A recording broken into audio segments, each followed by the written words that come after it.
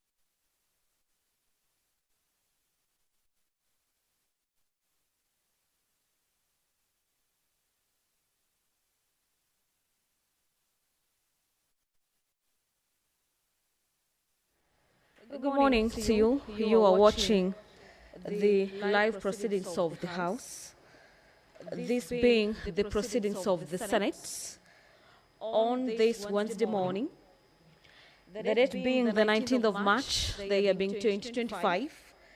And we are so glad you're watching this live broadcast brought to you courtesy of the collaboration between the Kenya Broadcasting Corporation and the Parliamentary Broadcasting Unit. This morning, it is a Wednesday morning, a session set aside for cabinet secretaries to appear before the Senate plenary. We have a number of cabinet secretaries that are set to appear before senators this morning to answer a number of questions raised by members. Among them is the CS4 Defense, Honorable Soipantuya, who is set to answer a number of questions regarding the deployment of KDF to manage a protest in the country. The Cabinet Secretary for Water, Honorable Eric Muga, will yet again this morning be making an appearance before the House to answer questions that were not answered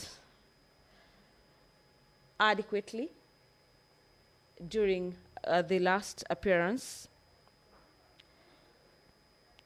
The Honorable CS for Water will be answering questions, and among the questions are questions from the Senator for Migori County, Senator Eddie Oketch, who wants the Cabinet Secretary for Water to provide a list of landowners who granted waiver for the Lower Kuja Irrigation Development Project in Nyatike Sub-County in Migori County and indicate the respective amounts due to each as compensation. The CS for Water will also be answering questions from the Senator for Makueni County, Senator Daniel Manzo, who wants the CS for Water, Sanitation and Irrigation to provide an update on the status of the construction of Thwake Dam in Makueni County, and what measures has the government put in place to ensure timely completion of the dam, and could the Cabinet Secretary tell the House about the timeline for the completion of the Thwake Dam. The Speaker of the Senate, Honorable Amason Kingi, is already in the chambers this afternoon, ready to preside over the business of the Senate this morning. Allow me to hand you over. Enjoy your viewing and have a great morning. Na tuombe. Ewe Mwenyezi Mungu, tutakusihi tutazame kwa neema nyingi na baraka ya sisi watumishi wako ambao umeridhika kutuitwa kwa nyadhifa za uongozi katika jamhuri hii yetu. Tukuomba tuwajalie, tuyatende na kufikia mambo yote tutakayofikishwa mbele yetu kwa njia ya haki na uaminifu, ili kustawisha amani, ufanisi na heri ya nchi yetu na wale ambao haja zao umezikabidhi mikononi mwetu. Amen.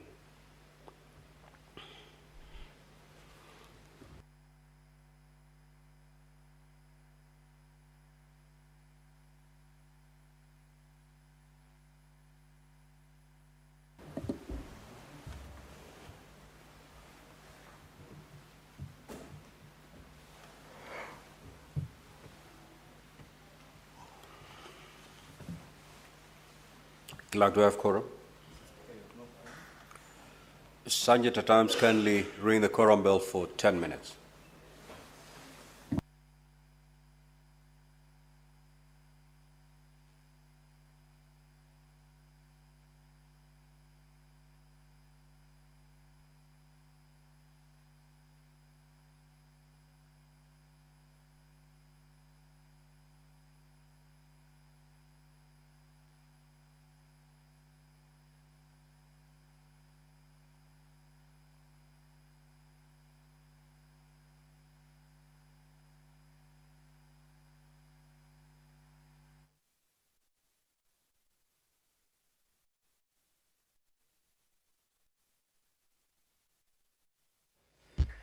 Well, this morning, the session of the Senate, being the proceedings of the House on Wednesday morning, a day allocated for the morning session for the cabinet secretaries to appear before the Senate plenary.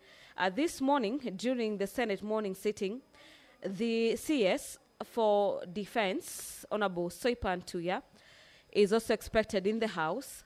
The CS for Defense will be answering questions, and among them are questions from Professor Tom Ojenda, the Senator for Kisumu County, who wants the CS for Defense to clarify whether the Kenya Defense Forces, KDF, do monitor the security situation within the country and indicate the state of preparedness of KDF to address potential instability or civilian unrests. What are the modalities for the involvement of KDF in internal security matters? And how does KDF balance the internal security needs of the state and the sanctity of civilian lives when dealing with internal instability or unrest? And what measures has the Minister of Defense put in place to ensure future involvement of KDF in addressing instability or civilian unrest is timely to avert the civilian deaths that may arise from the shortcomings of the National Police Service, as witnessed during the June, July, and August 2024 demonstrations. Senators this morning are streaming into the chamber to allow the House to raise quorum at a time when the quorum bell at the Senate is on a ring mode, to give them that leeway to get into the chamber this morning to allow the House officially commence business this morning at a day when 3 cabinet secretaries are set to appear before the House this morning. The other cabinet secretary is the CS for cooperatives, micro, small, and medium enterprises, MSMEs, who is set to appear before the House this morning.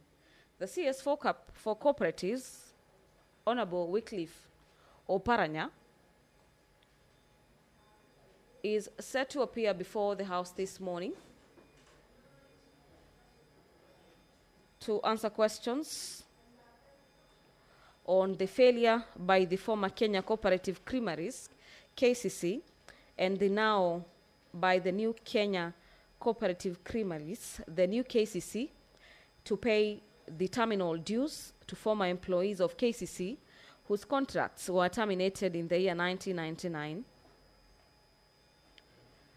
This question by Senator Eddie Oketch, he also wants to understand when the former employees of KCC should expect to receive their terminal dues. And lastly, the CS is required to indicate whether former employees have received payment for the cooperative society shares that they have held as a time of exit from KCC, and if not, the CS is required to explain the reasons for the same.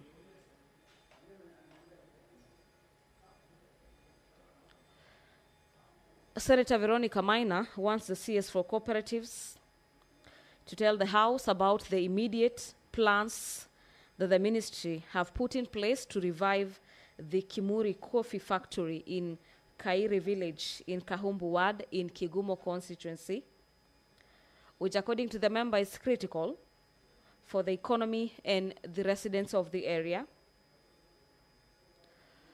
The senator also wants specific timelines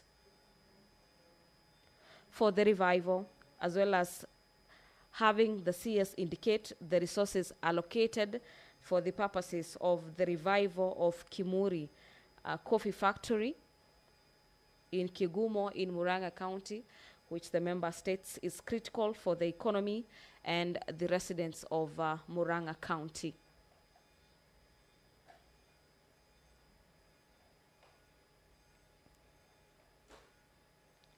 Away from questions by senators directed to the various cabinet secretaries set to appear before the House, the Senate will this morning equally consider a number of motions and bills before it. The report of the Senate, this is a delegation of the Senate to the high-level political forum in 2024 on matters sustainable development, is lined up for debate this morning. This motion is by Senator Hamida Kibwana, who wants the House to note the report of the Senate delegation to the high-level political forum in 2024 on matters sustainable development that was held in New York, United States of America, from the 8th to the 17th of July 2024. And the caucus representing Parliament of Kenya already laid its report on the table of the House on the 20th day of February this year.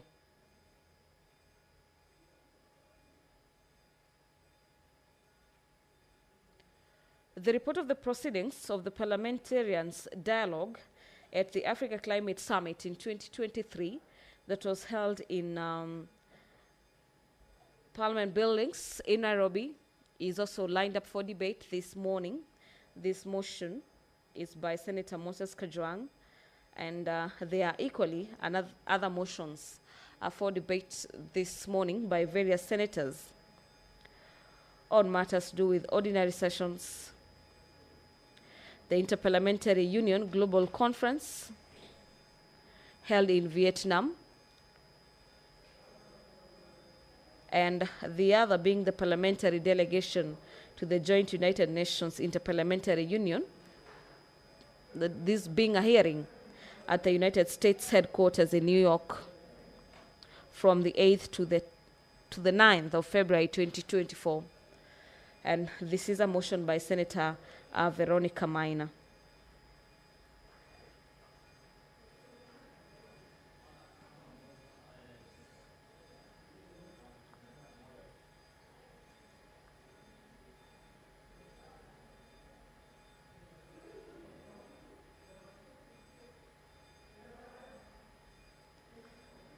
Well, further, in the order paper this morning, pursuant to standing orders, number 111, subsection 1, the Senate do resolve.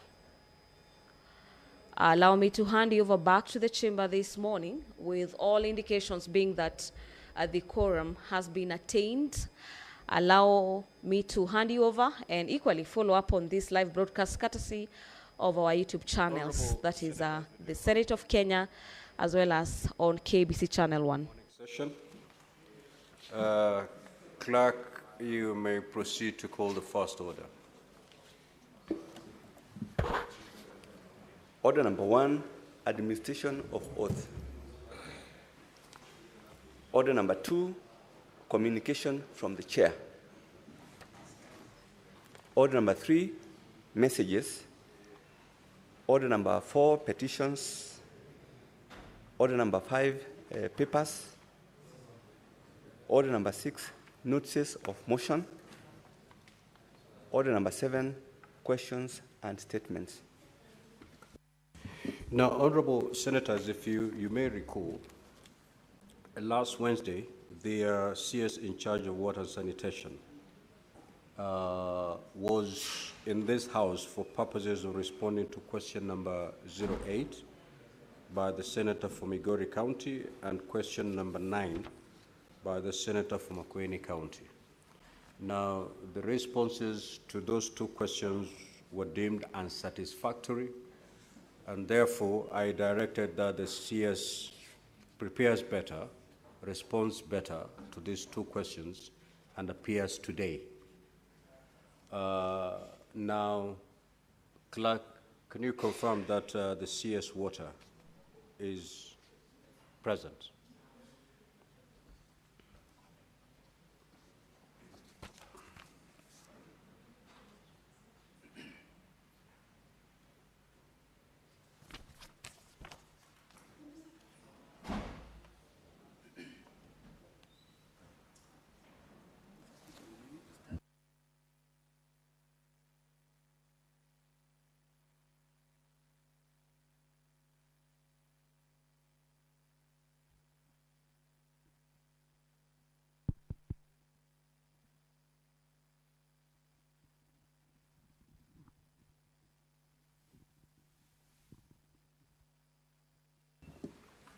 So, honorable senators, as we wait for the honorable CS to be ushered in, I can see Honorable Senator Manzo. I'm not seeing Senator Eddy.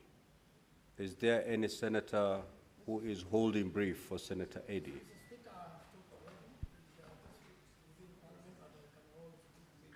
Okay, so I can see him walking in the chamber. Now, honorable senators, after we have interacted with the CS in charge of water, we will proceed to question number 24, which is a question by Senator Professor Tomo Jenda, directed to the CS in charge of defense. After that, we are supposed to proceed to interact with the CS in charge of cooperatives and micro, small, and medium enterprises. However, we received a communication yesterday afternoon from the CS in charge of cooperatives that he is still gathering information for purposes of responding to those two questions. One by the senator for Migori, again, question number 7, and the other one by Senator Veronica Maina, question number 42. Now, with that letter with the letter that we received from the CS in charge of cooperatives, indicating that he is unavailable today due to the fact that they're yet to gather all the information necessary for purposes of responding to these two questions, we will now proceed with these two questions. So may the two senators stand guided. That is Senator Eddy for purposes of question number 7 and Senator Veronica for purposes of question number 42. And therefore this morning, we will proceed to hear the responses to questions number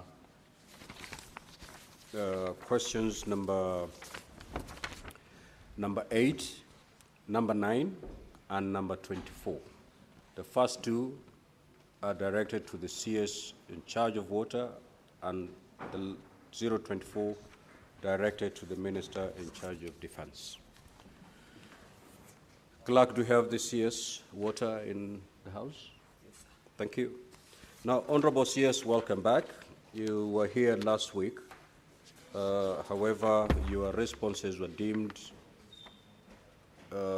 not satisfactory, and therefore we expect you to directly respond to the questions as asked by the honorable senators. We'll therefore proceed with question number 008 by the honorable senator for Migori. Honorable Senator, you may proceed to ask the question.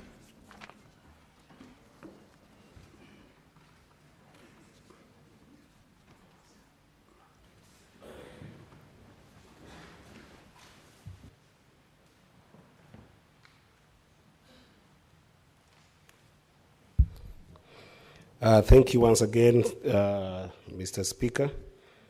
And I'll go straight to the question. That is question number 8. And it is to the Cabinet Secretary of Water, Sanitation, and Irrigation. And in this question, Mr. Speaker, I thought that could the Cabinet Secretary provide a list of landowners who granted way leave for the Lower Kuja Irrigation Development Project in Nyatike Sub-County, Migori County, and indicate the respective amounts due to each as compensation.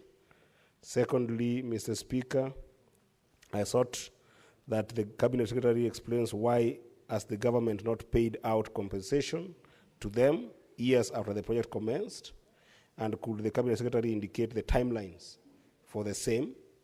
And lastly, Mr. Speaker, I thought that the Cabinet Secretary also explains the inordinate delay in the completion of the project. I thank you, Mr. Speaker. Honorable CS, you may proceed to respond specifically to those questions, please.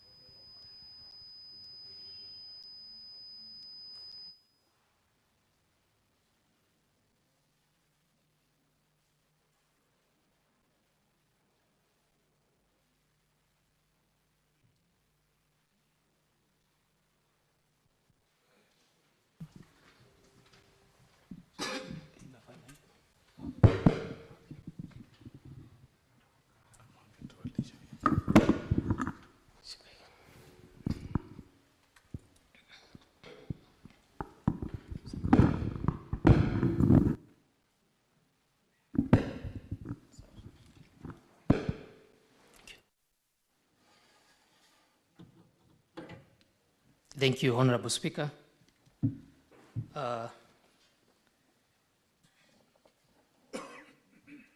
Honorable Speaker, the question by Honorable Hedi Okech, Senator Migori County. Question 1 was a list of landowners who granted well leave to Loakuja Irrigation Development Project in Nyatike Sub-County, and to indicate the respective amounts due to each as compensation. Honorable Speaker, in 2009, the National Irrigation Board, now the National Irrigation Authority, commenced the process of implementing the Loakuja Irrigation Project, starting with the feasibility studies, detailed design, and a total number of 19,292 acres were identified for irrigation.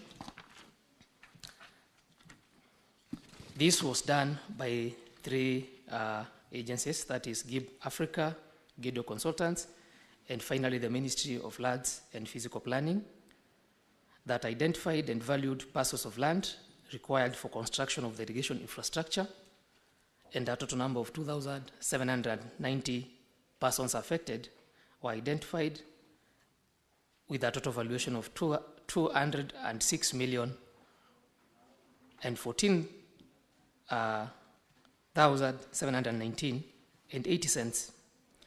Honorable Speaker, to date, the National Irrigation Authority has compensated 1,273 PAPs and paid a total of 77,313,863, with a balance of 128,700,000 and 856 shillings for land belonging to 1,517 persons affected. The list is attached.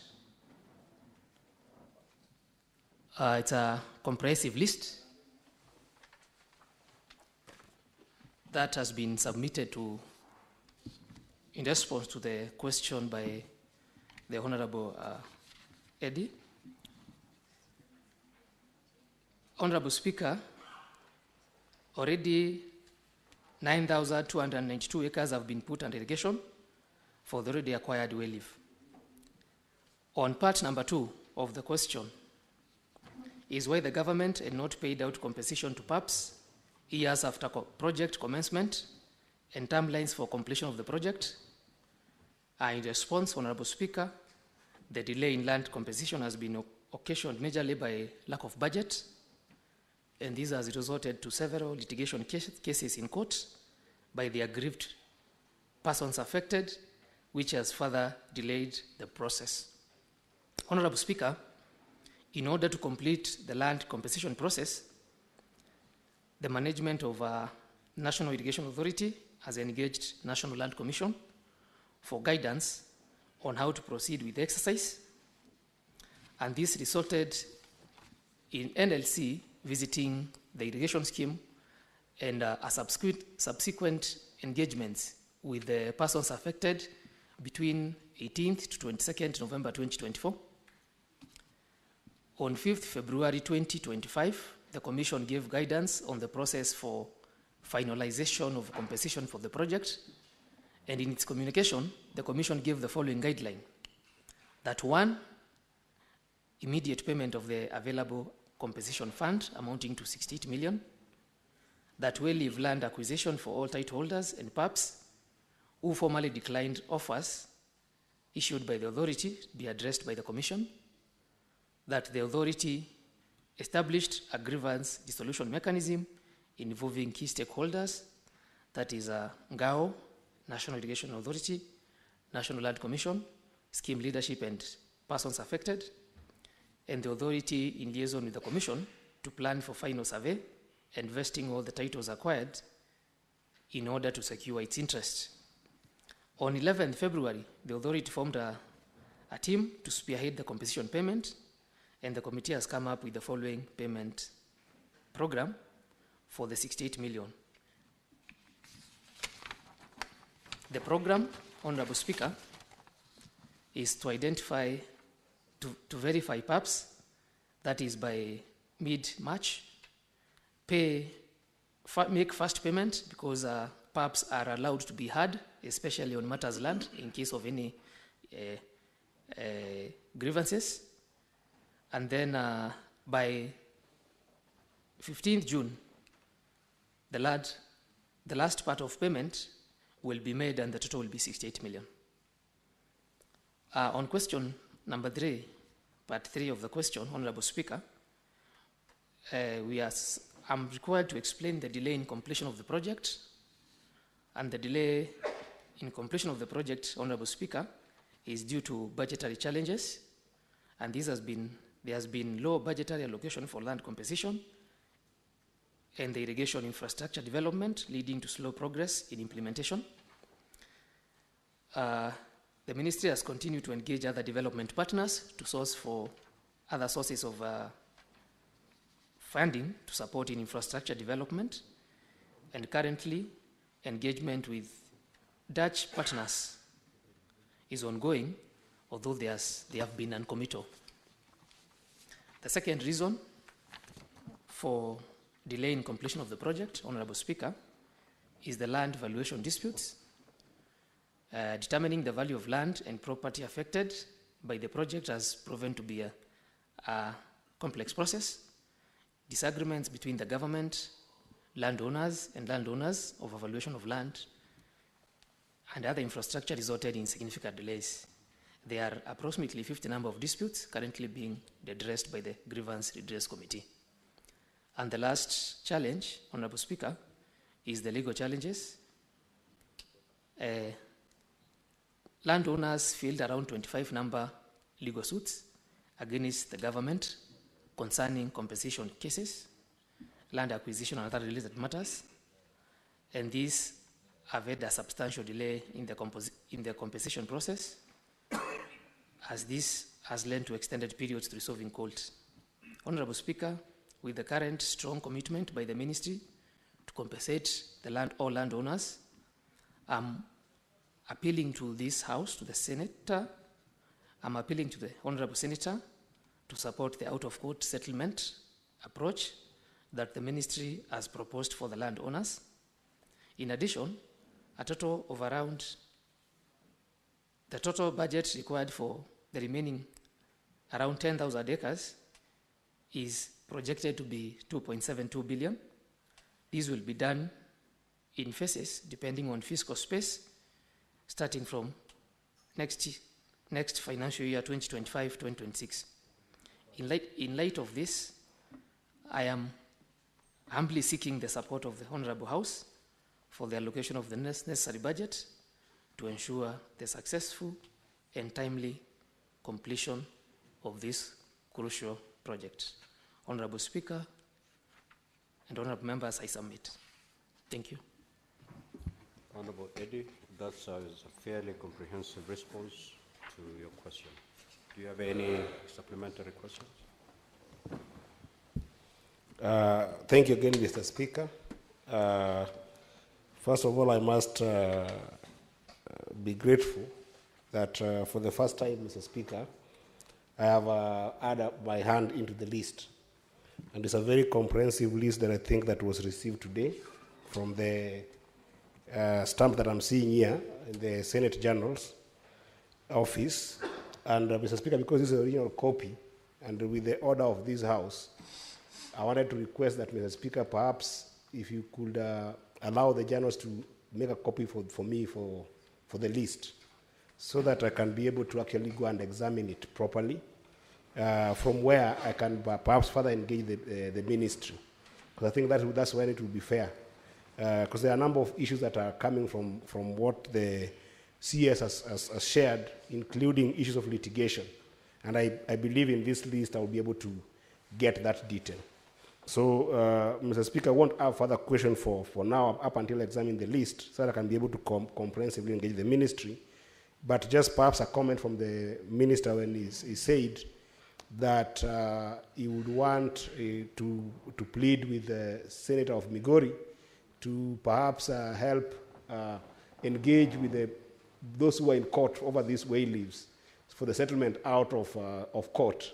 I would want to hear perhaps his comment on how is that structured, Would he be thinking about that after compensation or before compensation, or is there a structure that he wanted us to be able to work on together to be able to talk to the individuals who are affected that have got problems in court? But otherwise, I'm grateful for the list. It's a very comprehensive list, and I will get back to the ministry through the House appropriately. I think maybe as a way forward, Honourable Senator, we'll ask the clerk to make available a copy to you, and thereafter you can engage the CS on all matters, including how best you can help in the out-of-court settlement. We will now move to Senator Kio.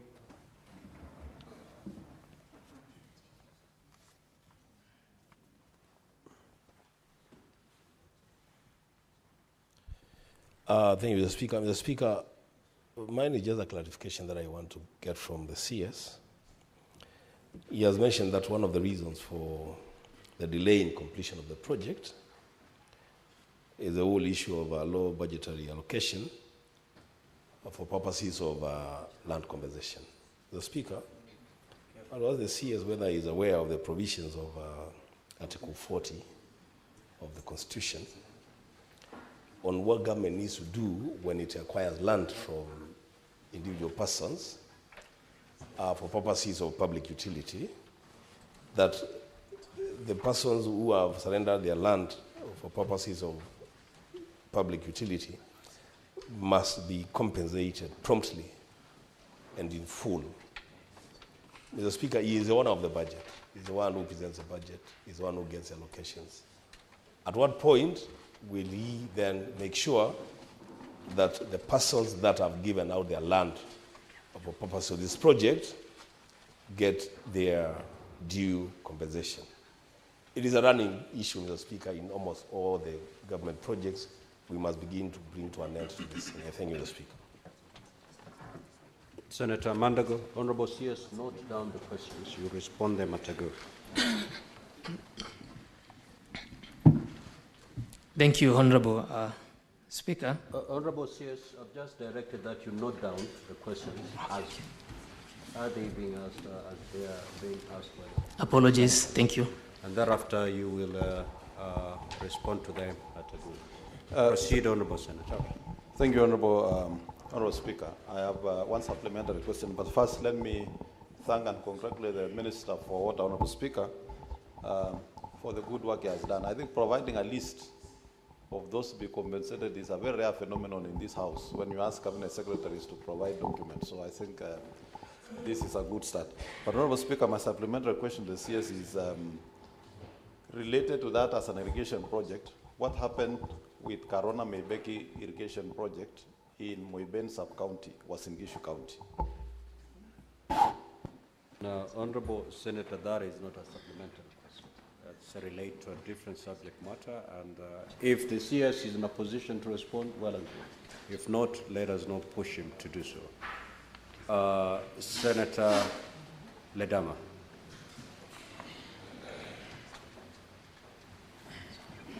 Thank you, Mr. Speaker. Mr. Speaker, I just needed a clarification from the Cabinet Secretary on the process of the land acquisition. Because I heard the Cabinet Secretary stating that they're having a dispute with the identified landowners. Could you walk us through the process of acquisition, compulsory acquisition? Because it appears that all the list, based on your response, it appears that the list of the people who the land was acquired to them, the government did not submit to them an expression of interest to acquire the land, as well as the valuation of that land. Because the law spells out the process, which is identification, valuation, expression of interest, and then once the land has been earmarked for compulsory acquisition, then there's a time period where the owner of the land can be compensated. So it appears that with that dispute, although the law allows for that process of dispute negotiation, it appears there's somewhere where you miss. That's why all the 2,700, is it 2,700 list of people? You have not been able to settle that. So could you walk us through? Is it that you did not express an interest to all of them, or you just assume that all of them would be happy with you acquiring the land? Thank you, Mr. Speaker. Senator Omtata. Thank you, Mr. Speaker. My supplementary question is based on the list that has been provided. Does the ministry have an estimated cost of what is outstanding in the overdue compensation for the affected individuals, and whether there is a budget allocation for the same? Thank you, Mr. Speaker. Senator Seki. Thank you, Honorable Speaker. I also wanted to know from the Cabinet Secretary, there was an allocation on the last financial year on the issue of irrigation at Magadi, Guruman area, and I wanted to know the status. Honorable Senator, that does not qualify to be a supplementary question. It's a different question altogether. It does not flow from the primary question. Honorable Speaker, maybe the CS might be able to answer this question. No, whether he's in a position or not, it's not a supplementary question. Okay. A supplementary question must flow from the primary question. Senator Mungatana. So, Speaker, thank you for giving me the floor. I just wanted the Cabinet Secretary to clarify one issue flowing from his statement and answer to this question. Does the government have a different policy approach towards compensation for Tana River County as opposed to other counties? And I'm speaking specifically, Minister, to the Tana and Athi River Development Irrigation Project, where the government came and took even ancestral lands, and to date, the people have never been compensated. On this other part, we are hearing there's compensation. On this other part, we are hearing there's no compensation. Even when the head of state himself came and said it must be done, to date, the people have not been compensated. So I wanted to know, or even subdivision of that land, so that the land that doesn't belong to the people can do the irrigation, and the land that belongs to the people can be given to them. So clarify to us, does the government in which you are serving have a different policy for our area as opposed to other parts of the country, or is it the normal suppressing of areas that are far from the cities that has been the colonial policy since independence? Thank you, Mr. Speaker. Senator Onyonka. Thank you, sir. I'm happy to have this opportunity to ask this question. On several occasions, Mr. Speaker, in this House, we have actually raised issues about people who have never been compensated for their land, which was utilized by either Kera, Kenha, or including SGR. And some of these people, Speaker, have never been compensated for the last 10 years. In fact, some of the parents have died. Like I presented a case of a family of Amze who died, and he has left 9 family members who are completely distraught. Can we be informed whether there is a likelihood that this matter can actually be sorted out once and for all? Because these are some of the issues which we keep on postponing, and it's creating a lot of distraught amongst various people, stakeholders, and communities in the Republic. Thank you, Mr. Speaker. Honorable CS, you may now proceed to respond.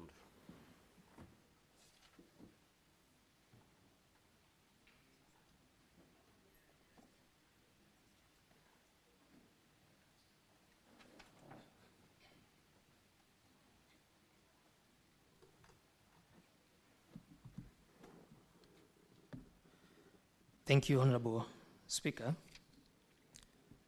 And thank you, Honorable Members, for follow-up questions. On questions that are not part of this, the question that we had prepared on, Honorable Speaker, I would request to be given more time so that I give a comprehensive list and comprehensive, well-thought answers to the Honorable Members and the country at large.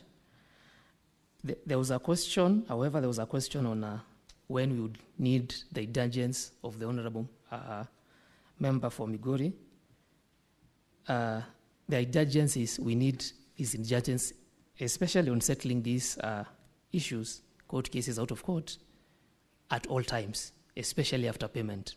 Because upon verification, land disputes always arise, and the grievance redress mechanism that we have put in place cannot work in isolation without the indulgence of the leadership of the area.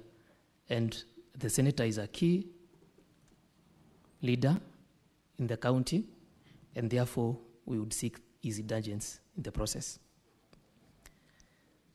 There was a question by Honorable Landema on the process of land acquisition. Honorable Speaker, the process of land acquisition starts by the preparation of a RAP, that is the Resettlement Action Plan. And once the ministry prepares that, we forward the RAP report to the National Land Commission that further takes that forward by identifying the pieces of land, doing valuation, and then they give time to do to address the grievances, and then there is an award, and then even payment is made by the National Land Commission. I think that is the standard practice in the country right now, more so in the ministry. That is the way we do it.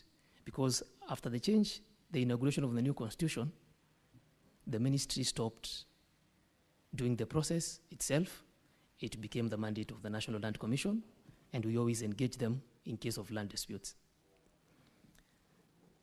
There was a cost on what is the outstanding amount to be paid to the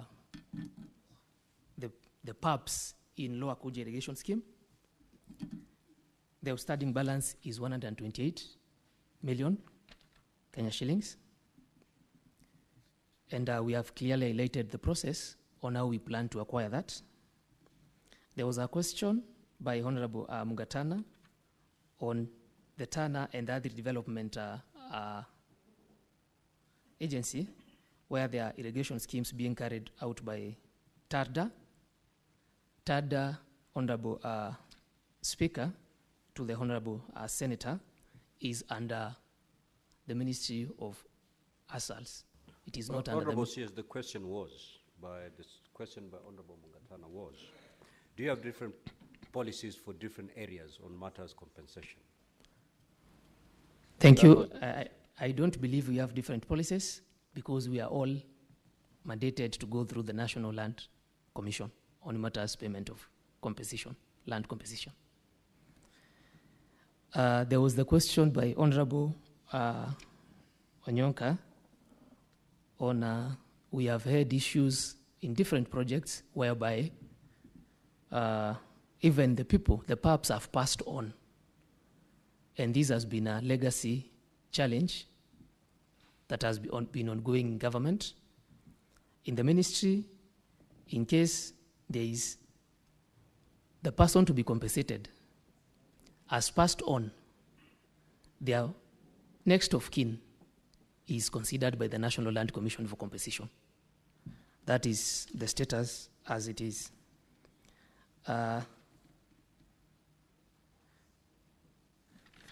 And there was a question on why do we have legacy compensation issues? And apparently, I found that ongoing in the ministry. But right now, going forward, when we do projects, especially by the government of Kenya, and also development partners, the development partners, as the situation is, focuses on developing the infrastructure. So we don't mostly get funding for PAPs or land composition. However, the government of Kenya is responsible for payment of these composition charges that are required, especially when new projects are commencing.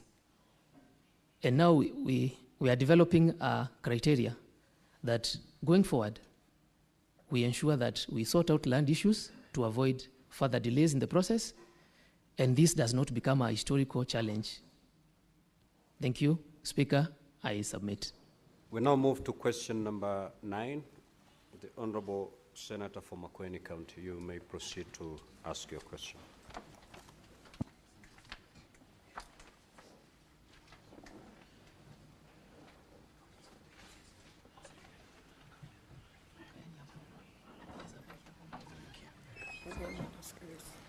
Thank you, Mr. Speaker. Mr. Speaker, could the Cabinet Secretary provide an update on the status of the construction of Thwake Dam in Makueni County and explain why the construction works have stalled? And B, what measures has the government put in place to ensure the timely completion of the dam? And could the Cabinet Secretary give the timeline? Thank you, Mr. Speaker. Honorable CS, you may proceed.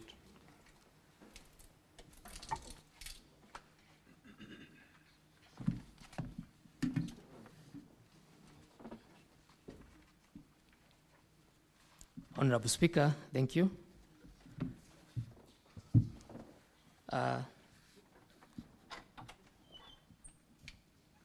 The questions by Honorable Manzo. Honorable Speaker, the first question was, could the Cabinet Secretary provide an update on the status of the construction of Thwake Dam in Makueni County and explain why construction works have stalled? Honorable Speaker, the construction of the 80.5 meter high Thwake multipurpose dam with a capacity of 688 million meter cubic storage capacity is ongoing, with civil works on dam construction at 94.2% completion level. The project has not stalled, but has had reduced rates of works. The stage at which the dam does not require the use of a lot of heavy machinery and equipment. The embankment dam filling, which is the key component of the dam, is recorded at 99%, achieving the required levels of elevation of 916 meters above sea level, being the last layer placed on 18th of June 2024. The spillway physical progress stands at around 94%. The upstream and downstream coffer dams have been completed and are actually operational, and the two diversion tunnels of 12 meter diameter and approximately 740 meter long each are also completed and working.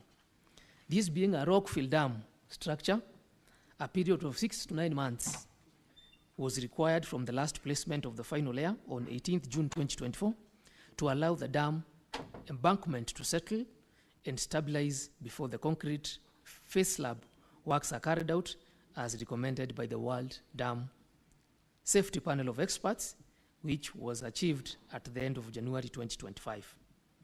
The remaining works are on the concrete face slab placement, that is the plaster, the spillway bridge, and the hydromechanical equipment installation. Honorable Speaker, the construction period was expected to end on 7th of December 2024, and the anticipated completion date of the dam could not be realized because of the following reasons. 1, there were delays in work progress because of an increase in the dam height from 77.5 meters to 80.5 meters to increase storage capacity. 2, there were weak foundations at the dam at the riverbed, which was discovered during construction necessitating excessive excavation and special treatment that took quite a while. And number 3, the global pandemic and the war at Ukraine that resulted in scaling down of labor force due to lack of explosives.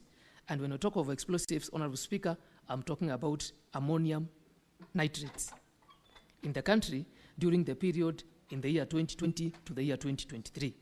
The country imports these explosives, some iron and steel products from Ukraine. During this period, the available explosives were between 150 to 200 tons per month against a demand of 600 to 700 tons per month. In addition, during the pandemic, ammonia nitrates used to produce explosives were directed to the production of oxygen to support the fight against the pandemic. And we have letters written to the Principal Secretary in the Ministry of Petroleum and Mining to intervene and support the contractor to acquire these key supplies that were required at foundation level. Honorable Speaker, adequate time required to allow the dam embankment to settle before the concrete face slab, which is the remaining component, is done, has greatly reduced the rate of works. And this is because hauling of material from the quarry sites to the dam embankment has been completed. At the peak, just to give a perspective of the construction, the contractor deployed around 77 trucks, 21 rigs, and 31 excavators, which made the site very active and very busy. The part 2 of the question, Honorable Speaker, was what has the government put in place? What measures has the government put in place to ensure the timely completion of the dam? And could the Cabinet Secretary give the timelines? Honorable Speaker, the remaining dam construction works are on the concrete face slab placement, the spillway bridge, and the hydromechanical equipment installation. These works were due to commence once the dam embankment settlement rate, and the rate is 5 millimeters per month and below, is achieved as advised and adopted by the panel of experts. The ministry is undertaking the following measures to ensure timely completion of the project. 1, the ministry and the dam supervision consultant, in consultation with the World Dam Safety Panel of Experts, has been monitoring the settlement level of embankment for a period of 9 months from July 2024 until the attainment of the recommended rate. And 2, as at 30th January 2025, all settlement recordings for the critical sections of the dam embankment had reduced to below the recommended 5 millimeter per month threshold and stabilized, ready to commence face slab construction.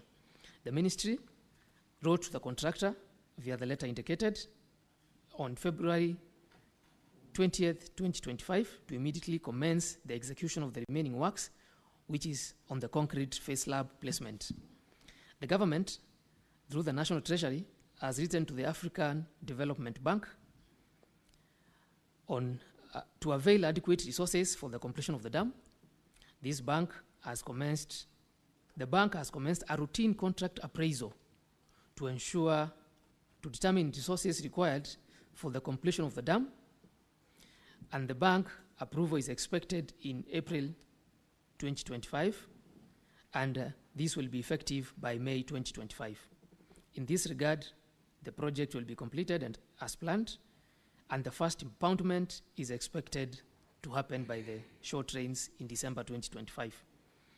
The contractor is under clear instructions to ensure remaining dam construction works are completed by 30th October 2025. And finally, the contractor has submitted a revised program of works to adhere to the same, and the revised program of works is being evaluated. Honorable Speaker, further, the government has ensured there is adequate supplementary 2 budget and mobilized the required teams, that is the consultant, the dam safety panel of experts, the PIT, that is the project implementation team for supervising the works, and guiding in the overall operation of the construction management.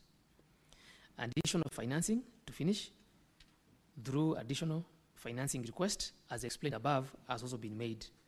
Honorable Speaker, honorable members, I submit, and thank you. Honorable Manzo.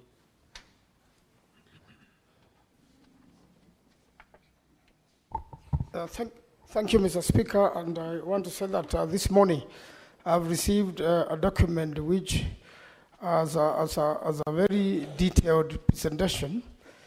Though to me it looks very scientific in nature, I believe it goes on to explain the scientific mechanisms of part of what I had asked. Mr. Speaker, however, I want to ask two supplementary questions, with your permission. That I am aware that there is ADB funding in this dam and also the government funding in the same dam. What was the percentage of each, and whether the government of Kenya has met its part of bargain? And secondly, and the last one, similarly, there were people who are not compensated in this dam, and those were the ones who had succession cases or any pending cases in court. I'm aware all of them have been completed. Could the minister explain when they will complete compensating these particular individuals, since there seems to be delay, and following the matter of the National Land Commission, they have not been very cooperative, and maybe the minister could be able to explain if possible. I thank you, Mr. Speaker. Senator Kathuri. Honorable Speaker, I appreciate the answers or the response from the CS Water on Thwake Dam. But, Honorable Speaker, we are constrained also to ask other questions also touching on other dams in the Republic. Mr. Speaker, you know the ministry is all the time saying they have no budget. As a House, we would like to know the dams that are ongoing, others that are proposed, what magnitude of money that we need to push so that all these dams across the country, we have irrigation projects, some are stoned, we have so many in our counties. So what type of budget does the ministry need so that they can be able to jumpstart all these projects, so that, Mr. Speaker, if every senator talks about his county here, you'll be surprised that many projects are stoned, others are proposed and have not started. So we are constrained even to ask questions, because I don't know much about one particular Thwake Dam, where Senator Manzo comes from. But, Mr. Speaker, if the minister at some point, through the respective committee, can give us what indicative figures they need, so that as the Senate, we can be able to put also our voice, so that, Mr. Speaker, we can really bankroll all these projects that are lying across the country, Mr. Speaker. So mine is not a supplementary question, but a comment to the ministry, so that at least we can know what we are looking for, especially on the budget, sir. Thank you, Mr. Speaker.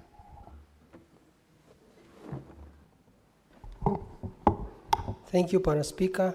Swali langu kwa waziri, leo anajibu maswali vizuri. Ni mambo ya damu kama vile Mheshimiwa Kadhuri amesema. Ningeomba ruhusa unikubalie niweze kuuliza mambo ya damu ya Embu kwa sababu haiko supplementary, lakini ningeomba tu unipe ruhusa niweze kumuuliza hiyo maswali ya damu za Embu. Na moja huko katika Embu County kuna damu inaitwa Dhambana damu, ambaye tunajua kama waziri watajenga inaweza kusaidia upande wa Manyata na Mbere South, inaitwa Dhambana damu. Na pia Kamumu damu kama unaweza kujenga inaweza kusaidia Mbere North. Na pia kuna damu nyingine inaitwa Those, kama mtajenga inaweza kusaidia Runyenje sub county na pia Tharaka Nithi county. Kwa hiyo Bwana Waziri, hiyo ni maswali yangu. Na pia kuna manji ambaye ilikuwa inatengenezwa kutoka Mbeti South na Senator Mundegi. Certainly that's not a supplementary question. You may interact with CS after he's done his formal interaction with the House. Given you latitude so that I see how I can attach it to the primary question, but I'm unable to do that. So after the CS is done with the formal session, you can have a word with him. Alternatively, you can seek a statement or pose a question for him to come to the House. Senator Wambua.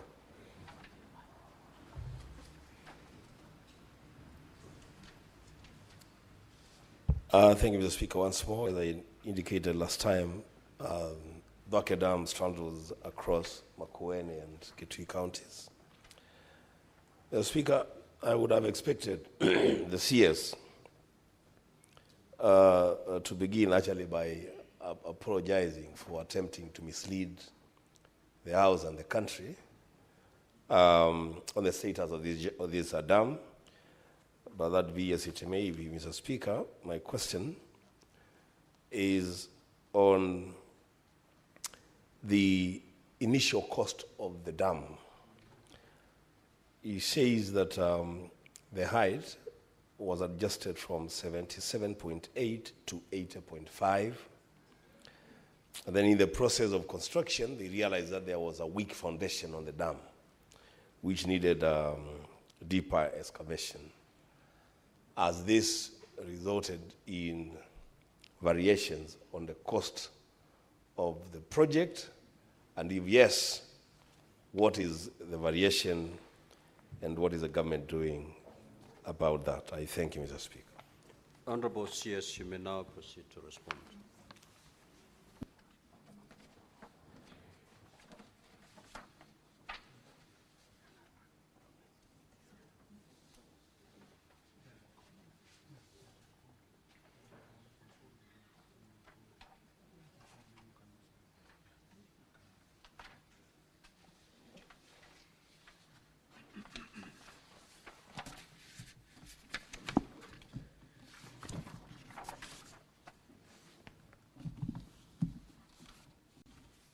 Thank you, Honorable Speaker. The first question by Honorable Manzo was what was the component, bearing in mind that the dam is funded by the government of Kenya and also the African Development Bank. The government of Kenya has funded the project by 6.782 billion, and the African Development Bank is meant to fund the project to a tune of 35.583 billion Kenya shillings. The issue of compensation again for the remaining PAPs, Honorable Speaker, to the Honorable Dan Manzo, is that there are two families yet to be compensated, and this was because of a land succession dispute in the family. And these cases are ongoing, but the money for their compensation is with the National Land Commission. So once there is agreement, the two families will be duly compensated. Yes, there is the concern by Honorable Senator Kadhuri on the status of all projects, dam projects.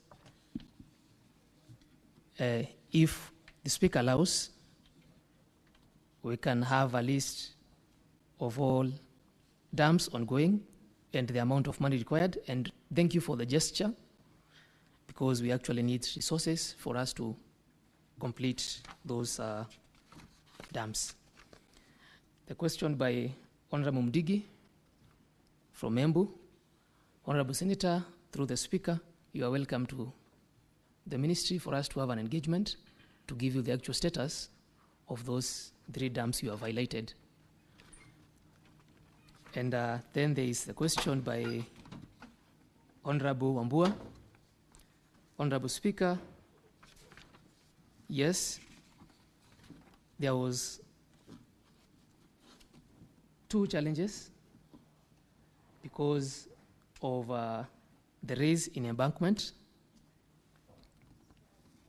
and also there was the challenge of a weak foundation at the river bed. And this resulted to cost implications, generally as it is in engineering projects, and the cost of increase in height. And just to put it in perspective, whenever there is an height increase, there is more impoundment of water, because now the dam, the wall can retain more water. And also that has a cost implication in the increase of height, and the expanded dam now footprint was to a tune of around 2.4 billion. And then there was a question on the weak rock at the riverbed, and this required removal and treatment of the weak rock. That had a cost of 432 million, and that is clarified. Thank you, Speaker. I submit.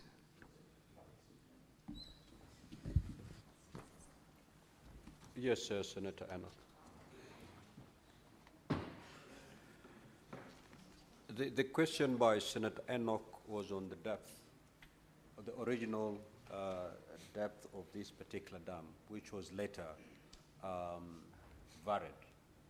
Did that come with additional costs, and therefore was there a variation of the contract to accommodate that? That was the question.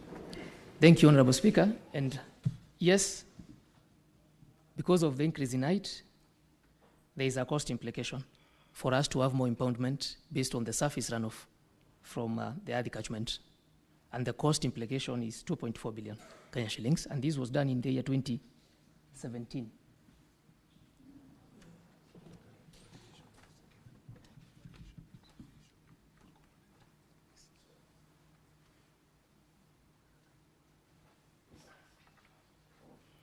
So, Mr. Speaker, arising from that response, then my concern, and I believe this will be the concern of the public, is on those two components, Mr. Speaker, on the issue of the height and the weak foundation.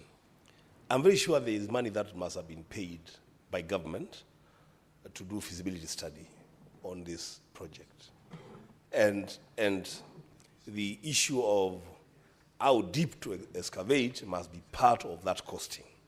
So who is bearing the cost of that deeper excavation? Is it the government component, or is it that now we are going to, as the ADB, to give us a bigger loan to do this project? The Speaker, the variation on this dam, in my own estimation, the Speaker, is talking about 2.4 billion just for the height, and another 432 million for the deeper excavation. Who is bearing that cost? Honorable CS and Senator Wambua, I will allow you to get away with this. You are only allowed to ask one supplementary question. But due to public interest principles, I'll allow the Honorable CS to proceed to respond. Proceed. Thank you, Honorable Speaker. And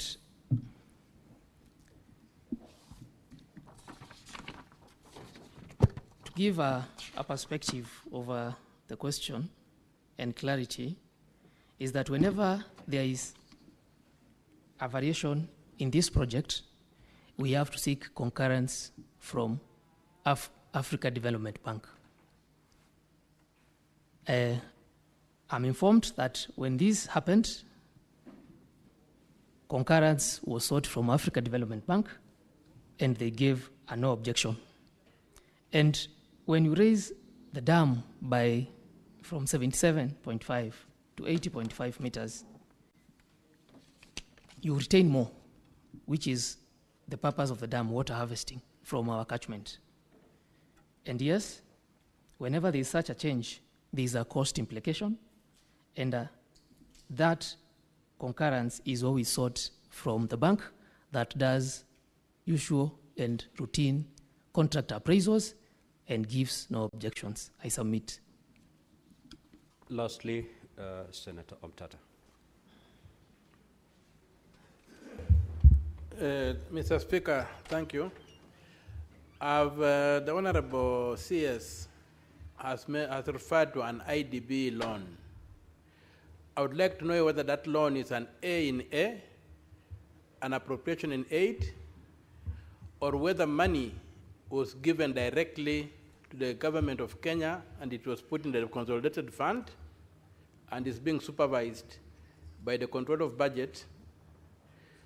And if it's an A in A, what is the justification of a bank getting into an A in A arrangement for financing the Thwake Dam? That's my question, Mr. Speaker, sir. Honorable CS, you may proceed to respond.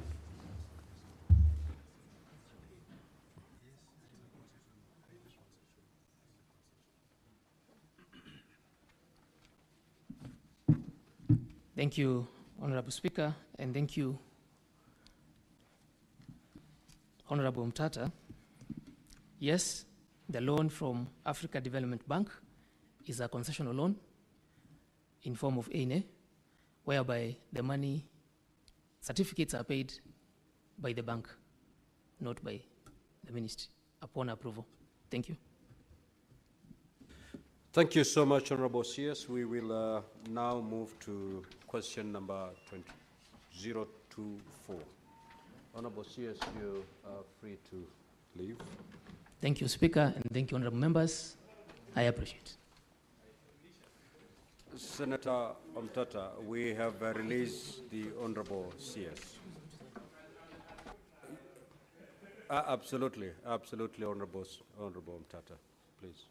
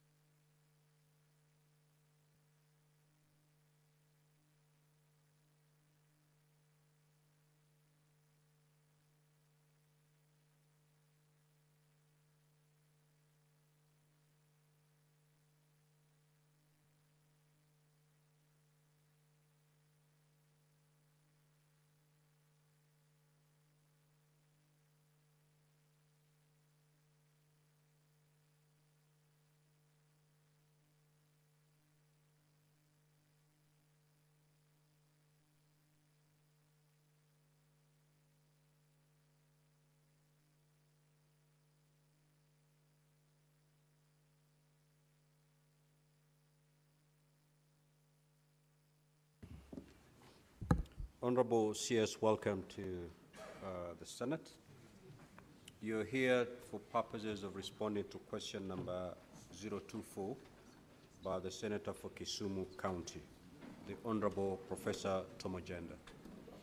I'm informed that Senator for Nairobi, you're holding brief for the Senator for Kisumu County. You may therefore proceed to ask the question on his behalf.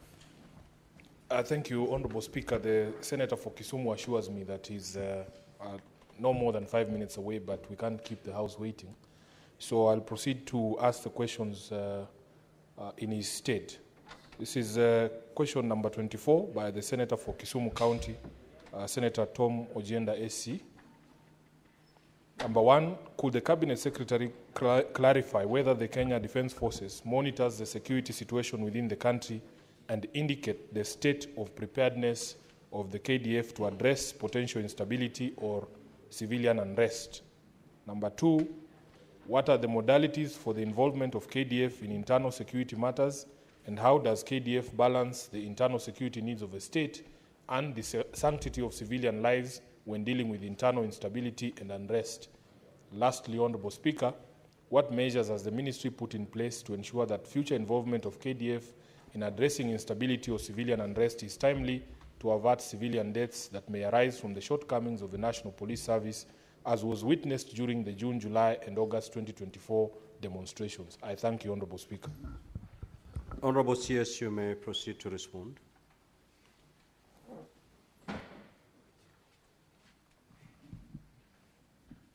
Thank you, Mr. Speaker. And let me say that I'm glad to be back in this House in my new role as the Cabinet Secretary for Defense. And it's obviously because I like to associate myself with the Senate, having been a member, though very briefly. Mr. Speaker, I'll go straight to responding to the questions raised by Senator Professor Tom Ojenda, Senator for Kisumu County. I will not repeat the questions as have been already espoused by Senator for Nairobi. And Mr. Speaker, I will start by stating that the mandate of KDF as defined in the Constitution is in 3 parts, Mr. Speaker. And I'm making reference to Article 241, 3A, B, and C of the Constitution.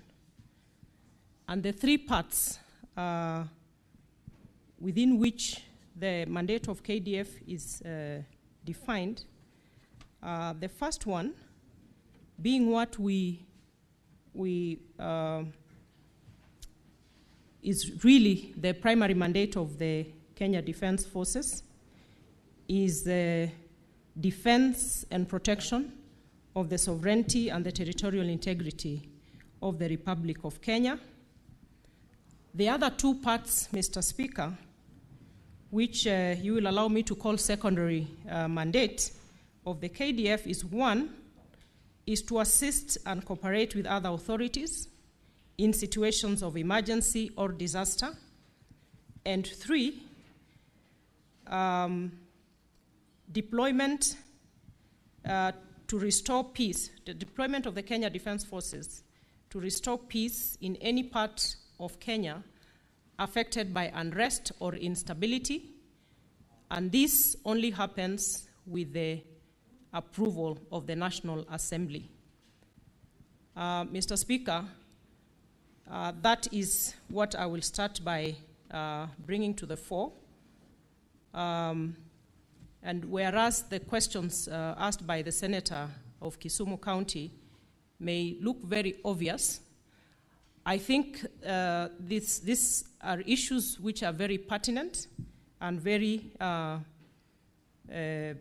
of great concern, public concern by Kenyans, because in many instances we have heard Kenyans asking why or how the KDF is deployed with regard to internal matters of internal security. And to go to the first question on the need to clarify whether KDF monitors the security situations within the country, and we are required to indicate the state of preparedness in KDF address to potential instability or civil unrest. Mr. Speaker, the Kenya Defense Forces is one of the 3 national security organs established under the Constitution. This is in addition to the National Police Service and the National Intelligence Service. And our Constitution does define national security to include the protection against internal and external threats to Kenya's territorial integrity and sovereignty, its people, their rights, freedoms, property, peace, stability, and prosperity, as well as other national interests. So, Mr. Speaker, by dint of that definition, constitutional definition of what national security is, And being that the Kenya Defence Forces are part of the 3 national security organs, therein lies the role of KDF in matters of national security. And whereas the primary responsibility for internal security does lie with other specialized agencies, and these are the National Police Service and the National Intelligence Service, where internal threats to the territorial integrity and sovereignty of Kenya arise, the Constitution then makes provision for instances when KDF may be deployed internally. And it therefore follows that for KDF to be effective or to effectively discharge this mandate of involvement in internal security matters, it must retain situational awareness and on internal security issues at all times.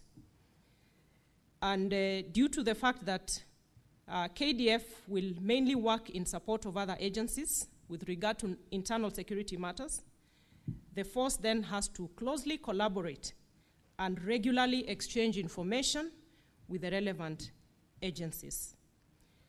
Mr. Speaker, again, in response to this question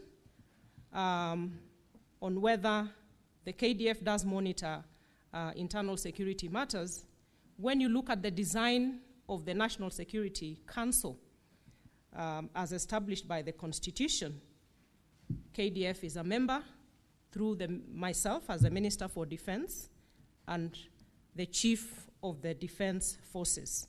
And you will know, Mr. Speaker, and the House does know, that the National Security Council does involve all the security agencies and organs of this country, and that therefore mandates KDF to work very closely in coordination and cooperation with other security agencies. We also have the National Security Council Committee, where we have the KDF represented, and this Security Committee is the supportive arm of the National Security Council. And then again, Mr. Speaker, it follows that because of the involvement of KDF in these very crucial national security units, that indeed we have a pulse at each and every aspect of the internal security of the country. Mr. Speaker, and at this point, I will move on to, again for clarity, on the instances of the deployment of KDF under the Article 2413B, which speaks to the collaboration between KDF and other security agencies. An example of this deployment is the Operation Maliza Uhalifu in the North Rift, as well as the North and Eastern Region operation. And of course, of keen interest is the deployment of June 25th, which again falls under Article 2413B, where KDF was deployed to offer support to the National Police Service to deal with the unrest that the country went through at that point. An example of a deployment of KDF to respond to that is Article 241(3)(c), which is to restore peace in any part of Kenya, and this is where the express authority of Parliament has to be sought.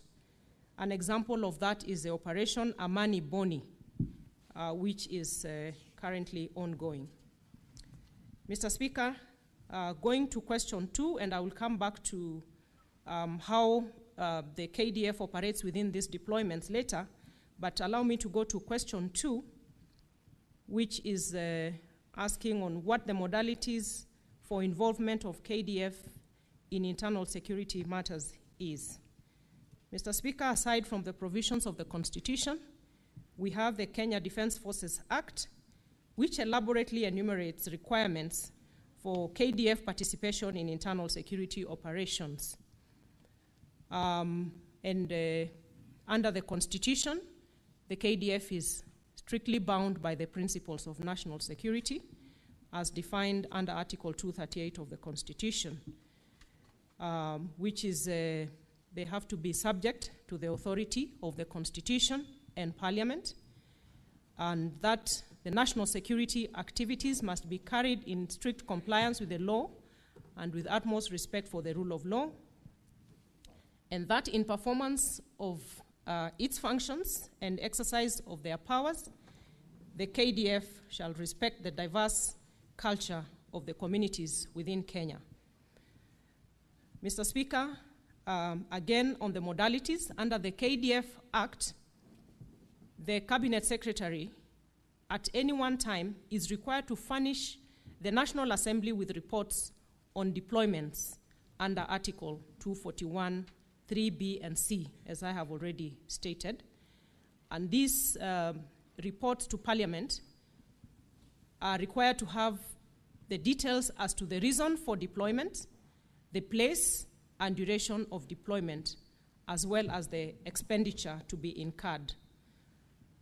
Mr. Speaker, again, where KDF is deployed to restore peace in areas affected by unrest, that is under 241(3)(c, the Chief of the Defense Forces is responsible for the administration, control, and overall superintendence of the operation. But where KDF is deployed in a joint operation in support of the National Police Service and other authorities in situations of emergency, the Inspector General of the National Police Service shall be responsible for the control and overall superintendence of the operations. And again, to bring it closer home, an example of Operation Amani Boni, the Chief of the Defense Forces is responsible for the administration, control, and overall administration. In the other examples given, Operation Maliza Uhalifu in the North Rift, the Inspector General of Police is responsible for the control, and the KDF just comes in to offer support. Mr. Speaker, to focus on internal deployment in support of the National Police Service, other statutory regulations and measures that need to be instituted includes compliance with the constitutional standards, requirement for the Cabinet Secretary to, within 24 hours, issue a notice in the Gazette on the commencement of such deployment, and do the same upon discontinuation. Deployment and discontinuation, again, may be performed only in areas and places where the National Security Council and the President may determine. So the areas of deployment cannot therefore be arbitrary. They are guided by the National Security Council accordingly. There is a code of conduct that must be adhered to, in the which details the operational procedures and regulation of the defense forces. The law also stipulates that in such deployments in support of the National Police Service, the KDF personnel shall have same powers and exercise same duties as those of the National Police Service members. The KDF personnel also are required to undergo prior training before deployment. Mr. Speaker, I'll move to question 3 on what measures the ministry has put in place to ensure that the future involvement of KDF in addressing instability or civilian unrest is timely, to avert death that may arise and from the shortcomings of the other national security institutions. Mr. Speaker, in response to question 3, the KDF is structured to ensure continuous state of mission readiness, allowing for swift and effective response to both external and internal threats when the need arises. However, in participation, in its participation in internal security operations. These are carefully guided by the Constitution and the KDF Act, which specify notifications through gazette notice, authorization to be sought prior to the deployment, and the mandatory reports to be furnished to the National Assembly, and of course, close collaboration and cooperation with the necessary security institutions. Question 4, Mr. Speaker, on how the KDF does balance the internal security needs of the state and the sanctity of civilians' lives when dealing with internal instability or unrest. Mr. Speaker, the involvement of KDF in internal security matters, as I have said, is governed under the Constitution and the law, KDF Act. Section 3 of the Act provides that KDF shall, in fulfilling its mandate, observe and uphold the Bill of Rights, values and principles under the Constitution in terms of striving for the highest standards of professionalism and discipline among its members. KDF is also to comply with constitutional standards of human rights and fundamental freedoms and dignity, as well as the requirement for sufficient training of staff before such deployments. Mr. Speaker, guided by the aforesaid constitutional and statutory dictates, the KDF is deeply committed to professionalism and operates within customary rules of engagement that prioritize the protection of civilians. And this approach entails the employment of non-lethal methods whenever possible, and the use of minimum force consistent with the achievement of the mission in accordance with the laid out standard operating procedures. I thank you, Mr. Speaker.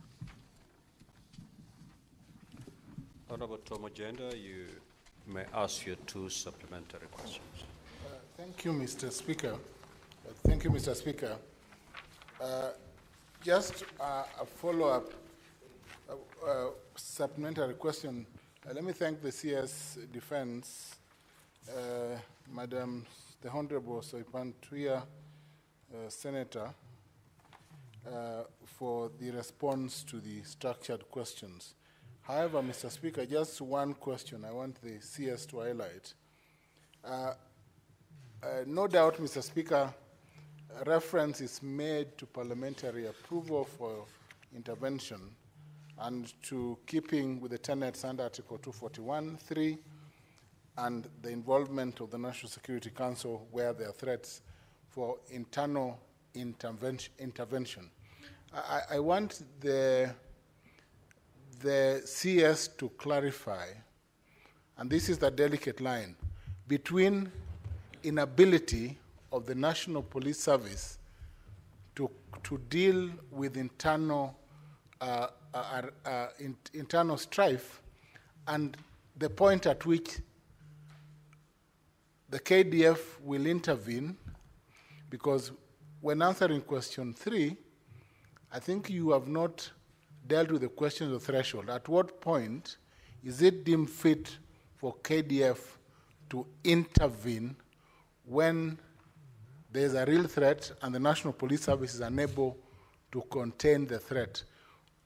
And I'm asking this, Mr. Speaker, because at times an intervention can be a little too late. And lastly, Madam CS, I've seen other jurisdictions like Burkina Faso, where security, I think, is interpreted to include food security, security in a wider sense. And KDF, the KDF of that country, is involved, spends most of its time in food production, other than, whatever it is, spends more time in food production and other activities other than just staying in the barracks until there is a threat of security to the country. Is there anything that we can do to ensure that our forces do other things,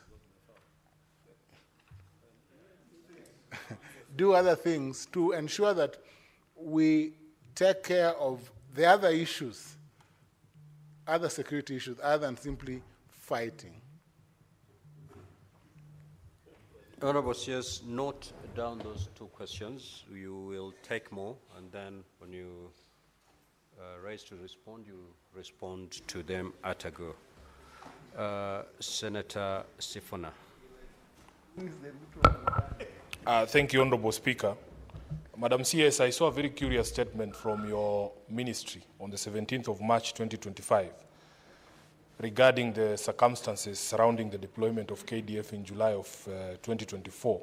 As you know, I am a firm believer in the freedom of the media.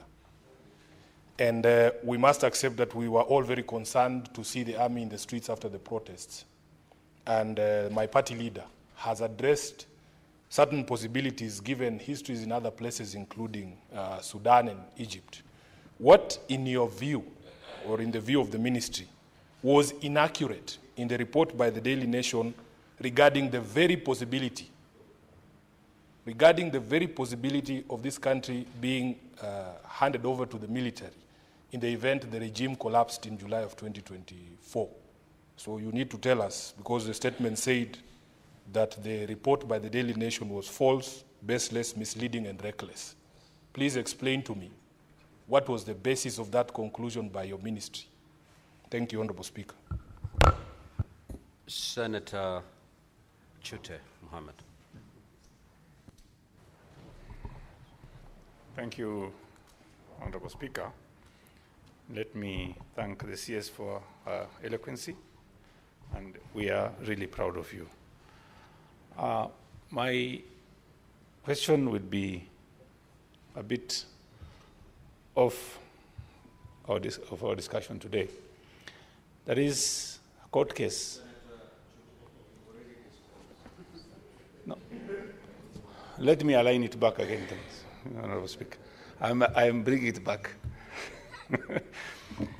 There is a court case that was brought by one Mr. Murusi in Karare on the land that was acquired by KDF.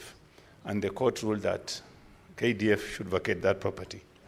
Can the minister please tell us what action she has taken so far? Because the people of Karare want to know when the KDF are going to vacate that land. Thank you very much. Senator Eddy.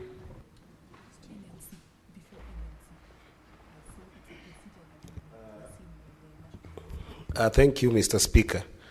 My supplementary question is on question number 3, set by the Senator of Kisumu, Senator Ojienda.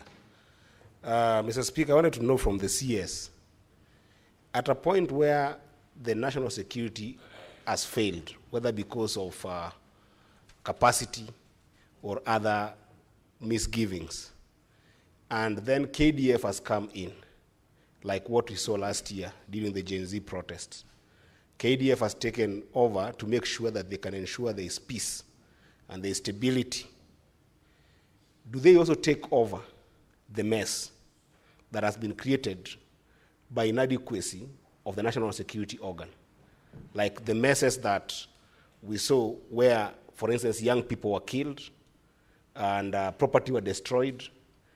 Does that assumption only limit KDF to the issue of dealing with restoring peace, or does it extend to dealing with the mess that has been created at that time by the national security organ? And if that is so, then what does the ministry think of dealing with the mess that was created at that time, including what this House passed on the resolution of compensating young people who were affected and were killed during that protest? And this House has pronounced itself through a resolution on dealing with those messes. Is the ministry taking over that because the national security organs failed, as demonstrated? Thank you, Chair. Senator Kathuri. Thank you, Honorable Speaker. And Honorable Speaker, I really want to congratulate our CS, Senator Soipan, who before she was appointed as CS, she was one of us in this House, Mr. Speaker. And she has not let us down this far. So, Mr. Speaker, my question is, actually first is to really congratulate the KDF joint operation in the North Rift and the National Police Service, because they responded enormously in the North Rift, Baringo area, Samburu, the Baragoi area. For the first time, shops are open in that area, Mr. Speaker. So I really want to thank them for that joint operation. But, Honorable Speaker, the other areas, sometimes I get restrained to talk about other areas, especially where I come from, Mr. Speaker. But to request whether the National Security Council can also consider also deploying the KDF to other areas which have similar problems with the North Rift, especially the border between Nyambene region of Meru County and the Isiolo Samburu border, Mr. Speaker. If they can at least consider even doing an operation to wipe out or to weed out the illegal arms which are in that area. Mr. Speaker, because what happened, to give them a hand start, is when the bandits left North Rift and Samburu, the only safe haven that they have now is the Isiolo, the Samburu bordering Meru and that region. So they left North Rift and came to our region, Mr. Speaker. So they are really terrorizing us, and whether maybe they can consider bringing a same operation in that Mbunda so that also our people can live in peace, Honorable Speaker. I thank you. Senator Kamau. Thank you very much, Honorable Speaker, for giving me this opportunity to also ask a supplementary question. Honorable Speaker, I wanted to know from the Minister, what is the Minister of Defense doing, and whether the CS is aware that on 13th of March 2025, a heavily armed militia, believed to be Al-Shabaab, invaded a village in Mangai, in Kiunga, a village in Mangai, in Basuba Ward, in Lamu County, and that they were in pursuit of an area chief and NPR, who helps in maintaining law and order in that area. Honorable Speaker, it is believed that the militia got an opportunity to address members of the public and force them to even take the days that they were having. Honorable Speaker, since then, the members of the public have been living in fear in that area of not knowing where the militias will strike next and what will happen. Honorable Speaker, I wanted to know from the Minister, what is the Ministry doing to see to it that they safeguard those citizens that live in those areas? Final question, Mr. Speaker. I want entitled it to is only one. in addition to that. It is only, you cannot add, Honorable Senator. I'm finishing, Honorable Speaker. You've Let me already finish. finished. Kindly, Senator it is Boni. very-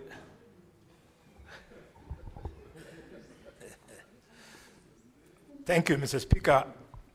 Mr. Speaker, allow me to request the CS to take, when you go back to the generals, to take our greetings and our appreciation for their professionalism and discipline as a unit of security in this country. Having said that, I'm a little bit apprehensive listening to you and reading the Constitution. It is not clear. Minister, once the forces are deployed, what self-propelling mechanism has the National Security Council put in place to ensure that once they are deployed, they do not roll into taking over government?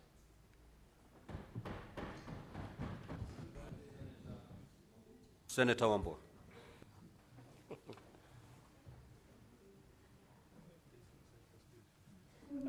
Thank you, Mr. Speaker. Mr. Speaker, you cannot fail to notice that Senator Medu today is very, very well dressed. The hair looks good. Mr. Speaker, there's one thing, Mr. Speaker, that I have not told you. It's a lot of things I have not told you. I have not told this House. That at some point in my life, I lived in the barracks. my father is a former army officer, that time Army, Kenya Army. And so matters security and matters defense are very close to my heart. Mr. Speaker, the world over, armies are trained basically to do three things. Basically. Whether it's explicit or not, but basically do three things. One is to fight. Two is to kill. And three is to die for the motherland. That is the basic training of any army anywhere in the world, including Kenya. Mr. Speaker, I would want to know from the CS, our colleague, Senator Soipan Tuya, when in July 2024, the KDF was unleashed on our streets, first of all, what battalion is it that was released to the streets? What was the mandate of their mission? Because the mandate must be very, very clear. As a speaker, the Gazette notice that released the KDF to the streets, has it been revoked, or are they in the streets in perpetuity? The Speaker, I thank you. Senator Mungatana. Mr. Speaker, when the minister was answering, she gave two examples and said in the North Rift, where they were carrying out Maliza Uhalifu operation, the Inspector General of Police was in charge, and the defense forces were supporting. In our neighbor Lamu County, when they were doing a money burning operation, it is the Chief of Defense Forces who was in command. The question I wanted to ask the minister, we have the highest respect for our defense forces as a nation, and the discipline and the respect, we admire them.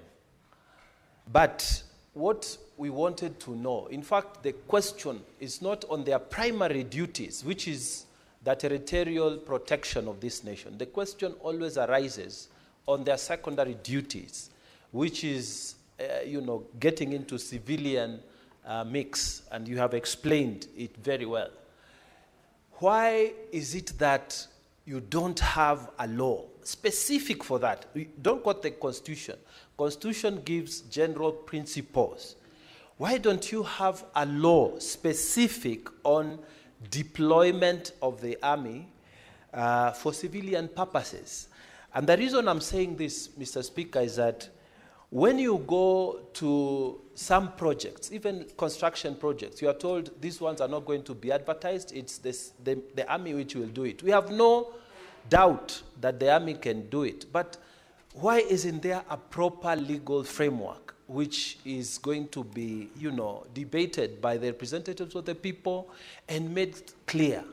And this is a suggestion, Honorable CS, that it is time, because all these questions are around the law, the application of how does the army get mixed with civilian life. I submit, Mr. Speaker. Senator Majaya.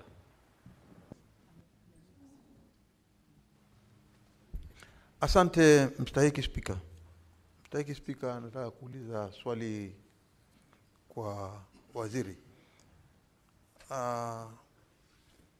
Waziri, swali ambalo nataka kuuliza ni kwamba kuna sehemu kubwa sana ya shamba ambalo wale wanajeshi wa Mariakani Army Barracks wamelichukua ama wanaishi hapo.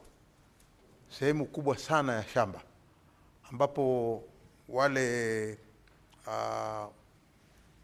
familia husika imeweza kutupwa nje na wamejaribu sana kuweza kupata hiyo ardhi yao, na mpaka hivi sasa bado hawajaipata.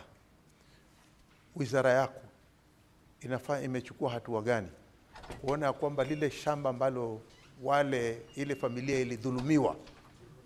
imedhulumiwa pale Mariakani, na alafu imedhulumiwa na wanajeshi ambao wananchi sasa hawawezi kufanya chochote kwa sababu ni wanajeshi ndio wanaketi hapo, na ile shamba na hakika unajua ya kwamba ile shamba wakati army ikienda pale wananchi wenyewe walikuwa wanaishi pale kama familia.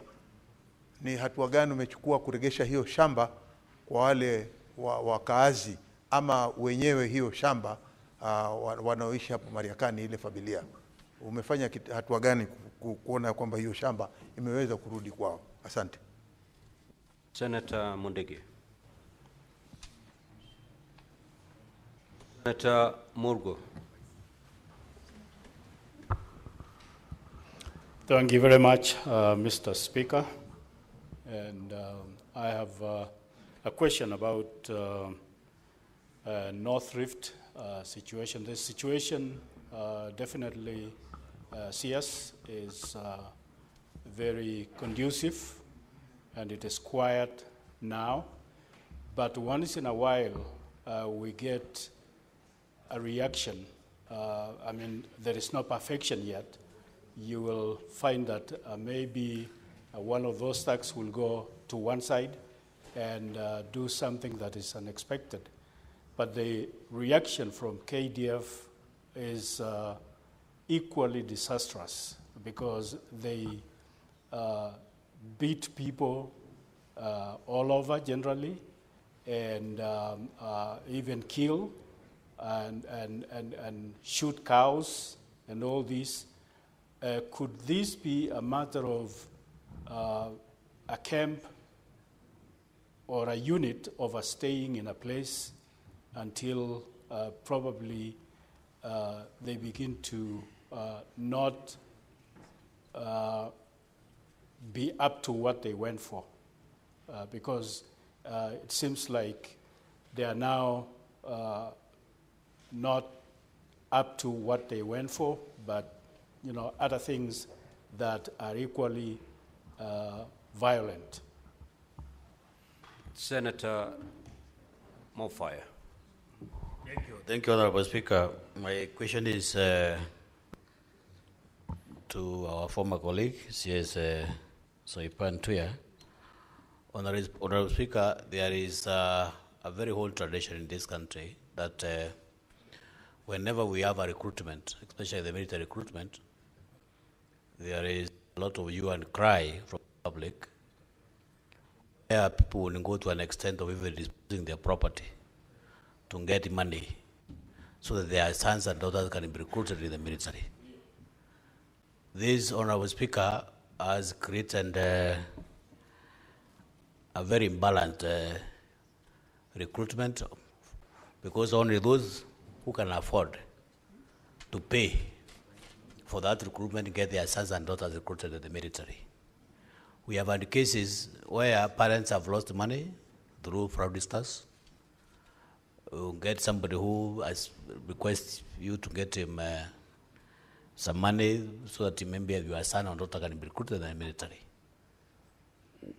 In this case, Honorable Speaker, we have denied our poor parents an opportunity to get their sons and daughters serve in the military.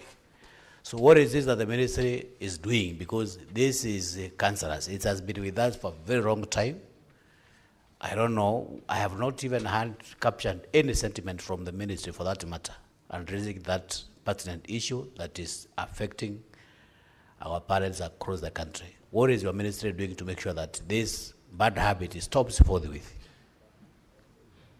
Now, before I allow the Honorable CS to respond, Honorable Senators, allow me to remind you that a supplementary question is a question that flows from the primary question.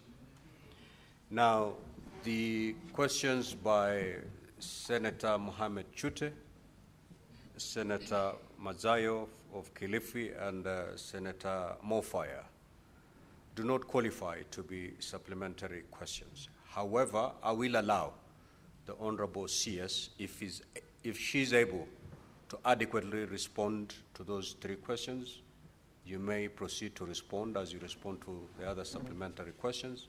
If you're not in a position, you can undertake to provide a more detailed response to those 3 questions.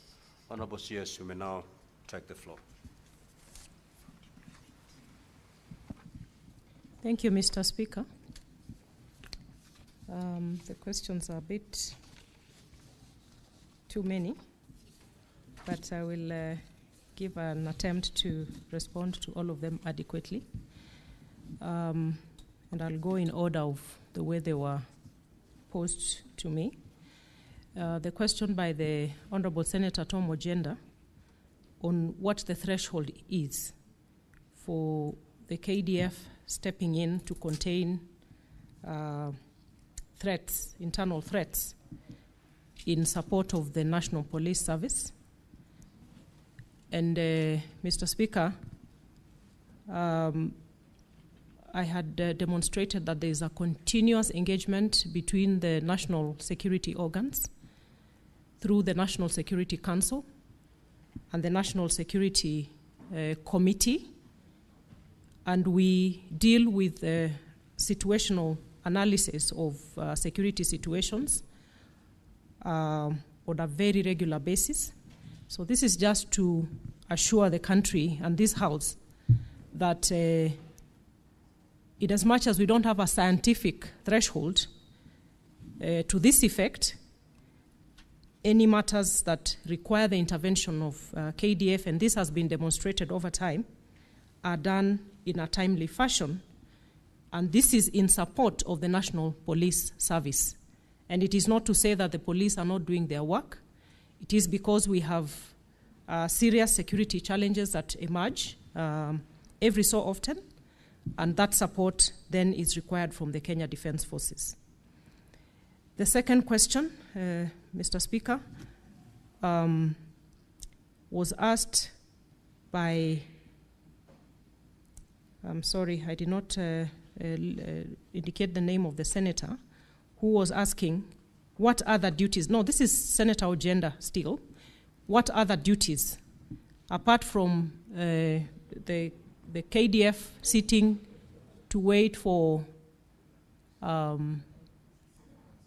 Senator Ojenda, may you listen to the CS in silence. The Honorable Senator, Professor, Senior Counsel Tom Ojenda, Senator for Kisumu County.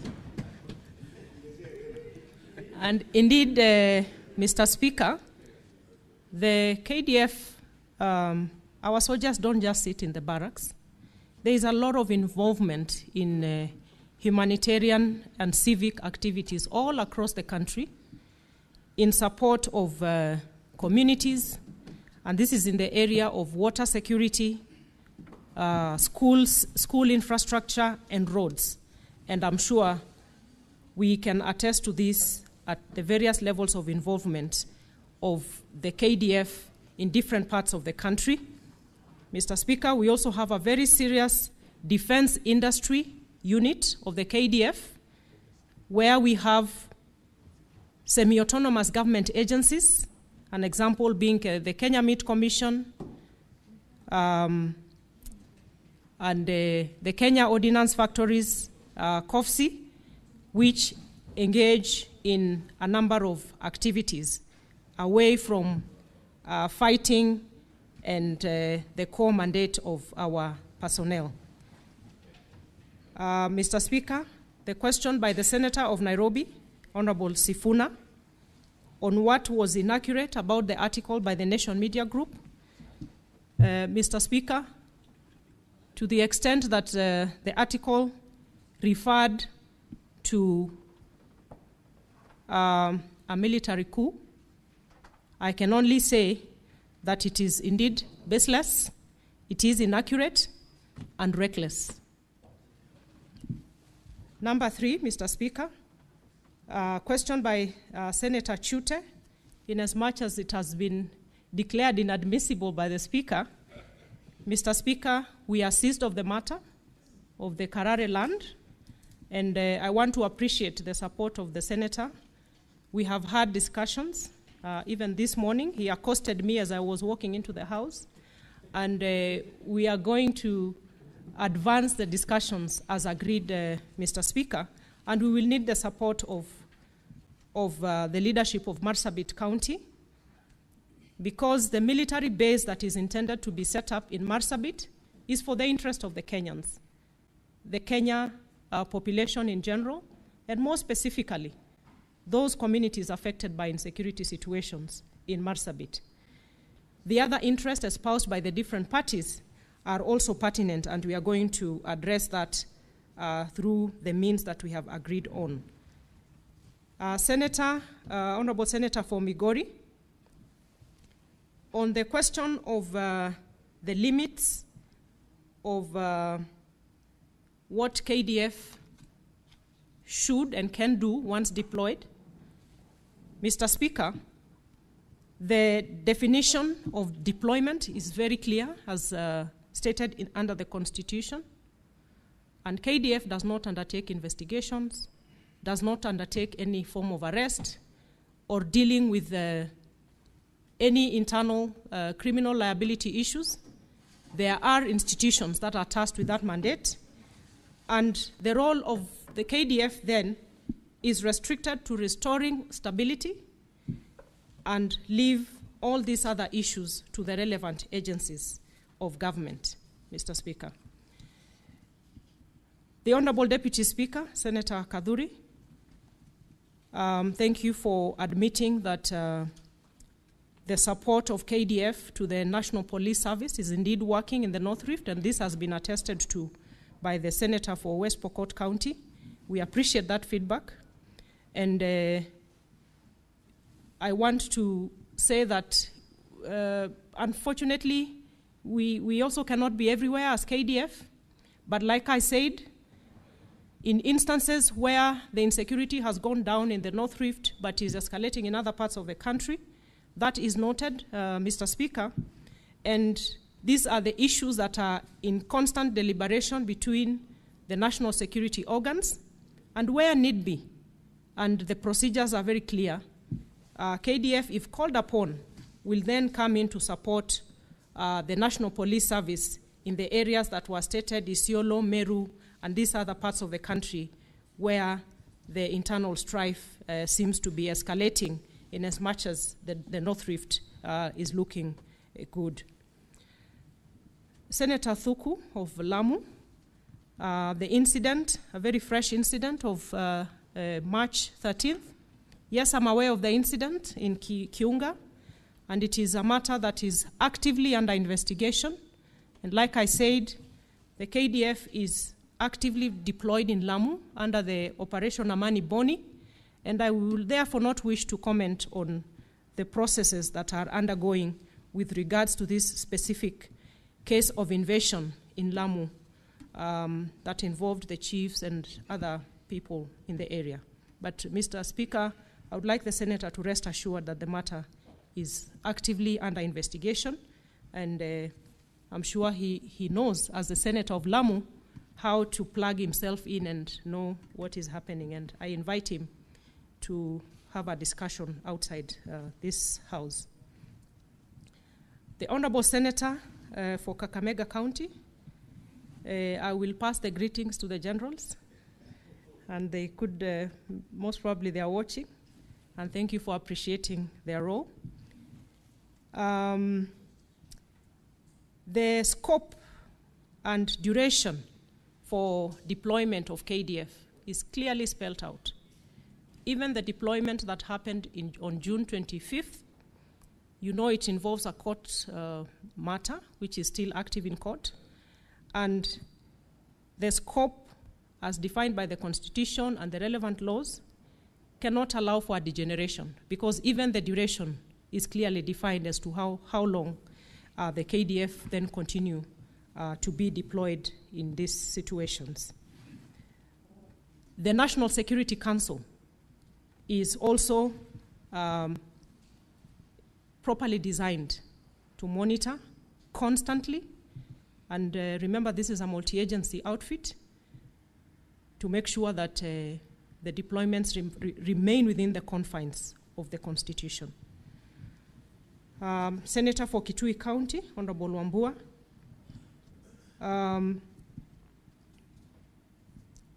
The question on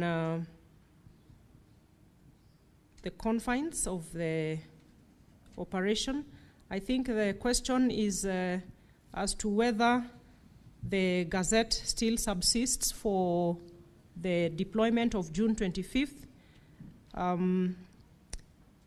The parameters for June 25th are very clear, again, like I mentioned. There is a court case.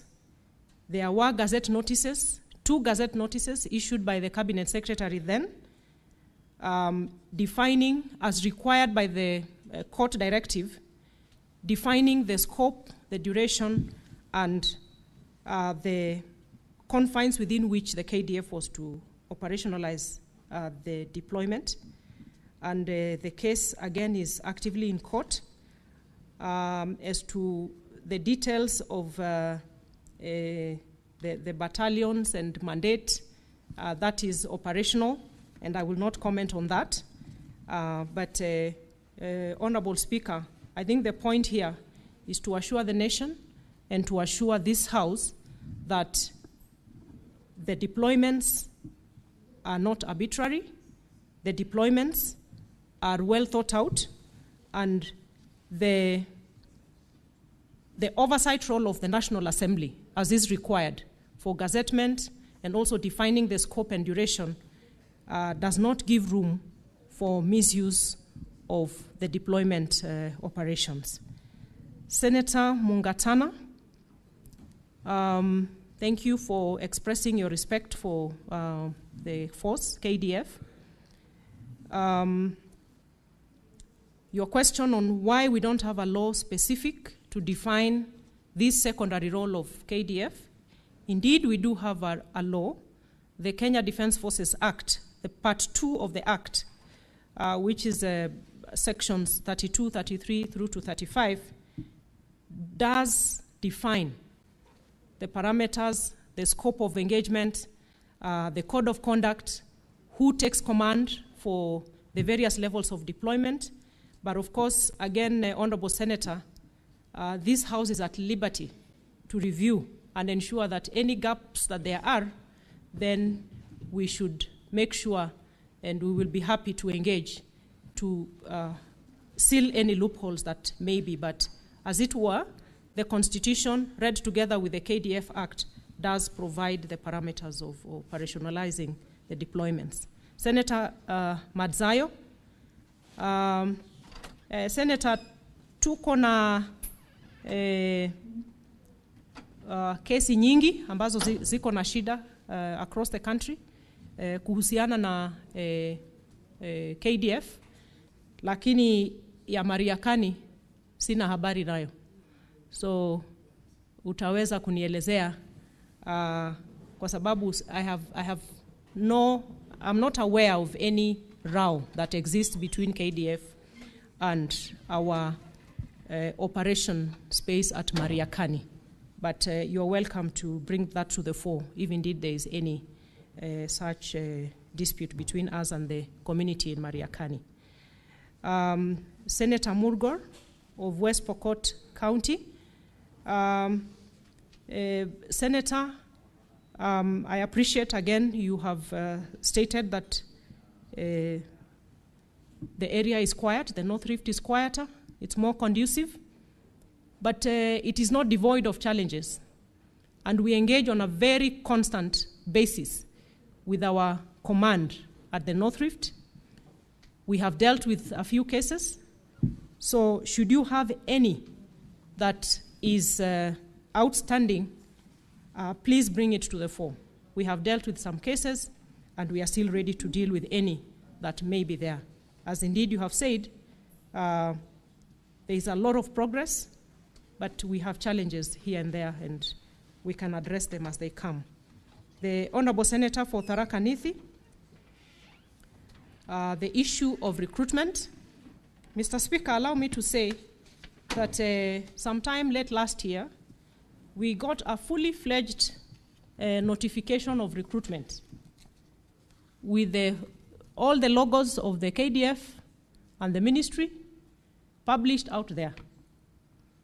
And we had no such recruitment going on.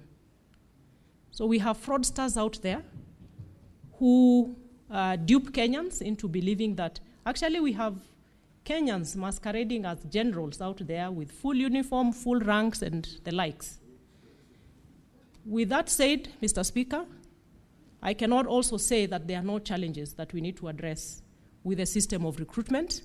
And I want to say that the Defense Council, which I chair, is currently working on a watertight system of recruitment because the principles of national security that I mentioned, one of the key principles of national security is that the recruitment by the national security organs must reflect the diversity of the Kenyan people and must be in equitable proportions. We are working round the clock, and I know there is, without preempting, there is a question that has been raised on the same by this House, and when the time comes, I'll give details on the measures we are taking to seal the loopholes that do exist with our recruitment processes. I thank you, Mr. Speaker. Senator Wabuaeno, you had your supplementary question.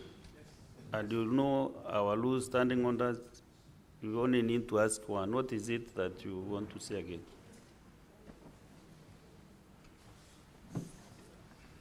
Mr. Speaker, I thank you for indulging me. Mr. Speaker, the purpose of asking any supplementary question is to get an answer. So if you ask a supplementary question and you don't get an answer, then there is no point. Seek clarification. Thank you, Mr. Speaker. I want to seek clarification. Mr. Speaker, and I don't want to push the CS to do things that maybe she's not allowed to do. But, Mr. Speaker, I want to understand, on my own behalf and on behalf of the people of Kenya, what is so secretive about just telling Kenyans what brigade or what battalion is engaged in whatever operation is taking place anywhere in the country? Mr. Speaker, the question was very specific. What battalion was deployed to deal with the cases on the streets in July? I think, Mr. Speaker, that question was the issue of Gazette notice. It's either just to say the Gazette notice has been lifted or it is still in force. Mr. Speaker, I don't see any issues with that. Mr. Speaker, let's get those answers. They're important for the people of this country. Thank you. Senator Mbua, you know you have asked a question and then you're also giving yourself answers. What she should answer. Therefore, allow the CS to just make a comment on that operation in July last year.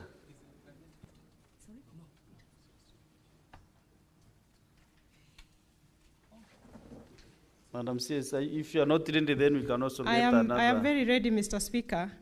Yes, indeed, Senator Wambua. What restricts me from responding to your question is provisions of the law on limitation of information under the KDF law, and the questions on capacity and disposition of deployment falls under that limitation.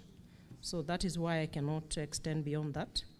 On the question on whether the deployment has been revoked, no, the deployment has not been revoked. There is a matter actively in court, but I would also want us to, again, remember that the deployment of June 25th is in support of the National Police Service, just like the other secondary operations that are within the country. Thank you, Mr. Speaker. Also, I will request Senator Wambua, if you are not really satisfied, you can just walk to the office and then you can interact with the... No, I'm just... I'm Mr. Speaker, allow me to invite Senator Wambua. Actually, I was making the way for him so that he can be able to reach your office. and you have been invited by the CS. Therefore, I think you can now do that. Senator Veronica Waheti Nduati. Honorable CS, welcome back to the House, where you served for a few days, and congratulations on your new appointment. Lamu County is one of those counties that have experienced violent extremism. And we would want to know what is the current security situation in Lamu. Is KDF still actively deployed in Lamu? And whether the Somali border has been closed or is still open? And what is the current status of that deployment at Lamu County? Honorable CS.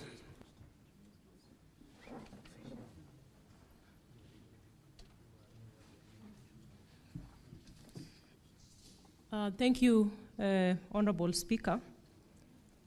Yes, the situation of Lamu, the security situation remains a key involvement of the KDF, and the Operation Amani Boni is actively ongoing, as I had indicated, and the border remains closed.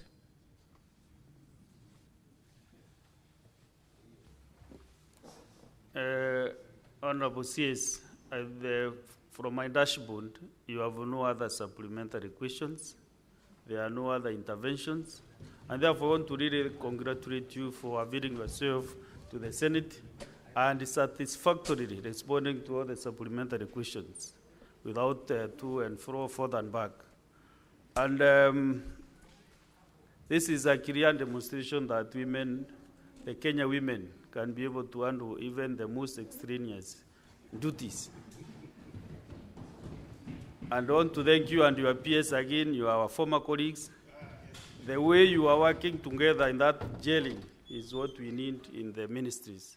So therefore, I don't want to say that it's because you are former legislators that you're able to know the issues that are facing Kenyans. So thank you very much indeed for your time. All the best as you serve Kenyans.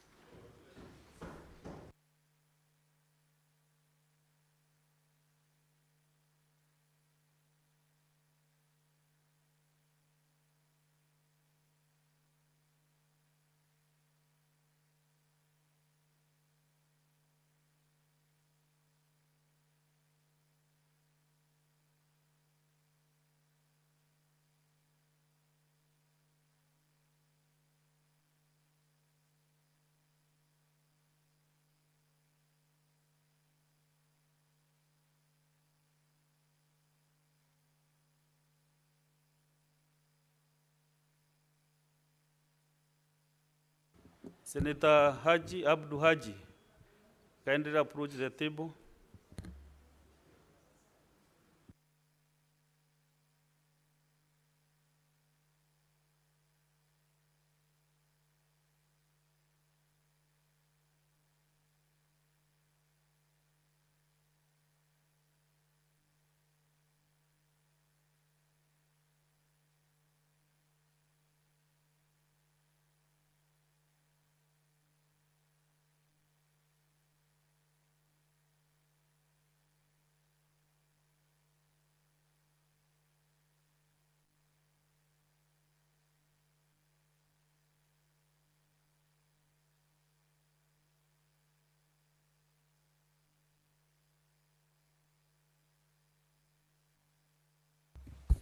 Next order.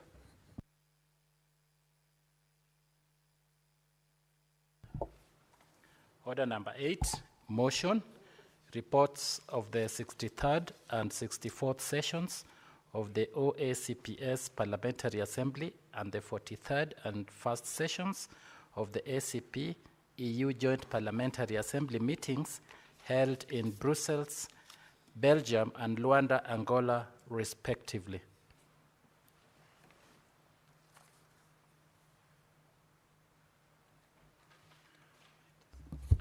Senator Deputy Speaker.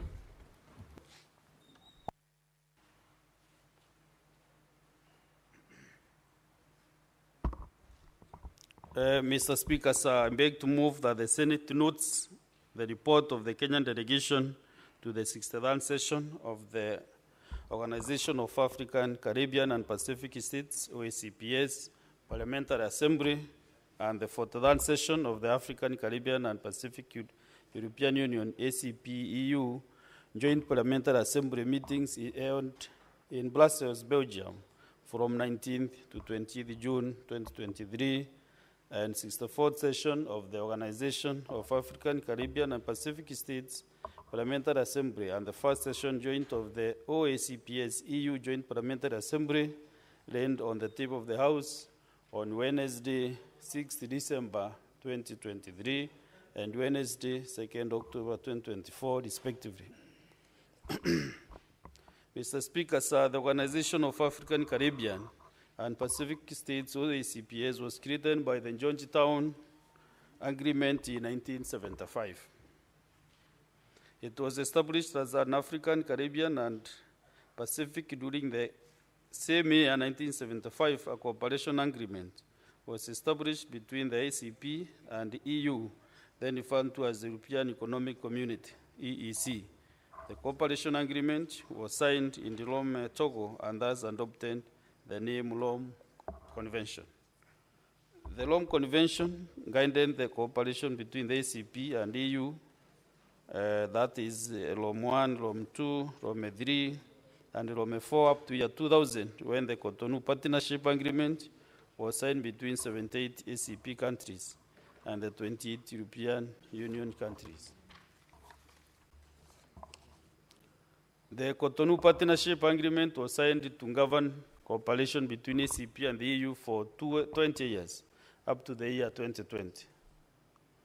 The ACP Georgetown Agreement provides for an ACP summit as the highest governing organ, with a Council of Ministers as the policy-making organ, and a Committee of Ambassadors as the policy implementer. Kenya hosted the 9th ACP Summit in Nairobi in December 2019. During the summit, a revised version of the Georgetown Agreement was adopted. It was during the revision of the Georgetown Agreement that the new name for the ACP or ACPS was adopted.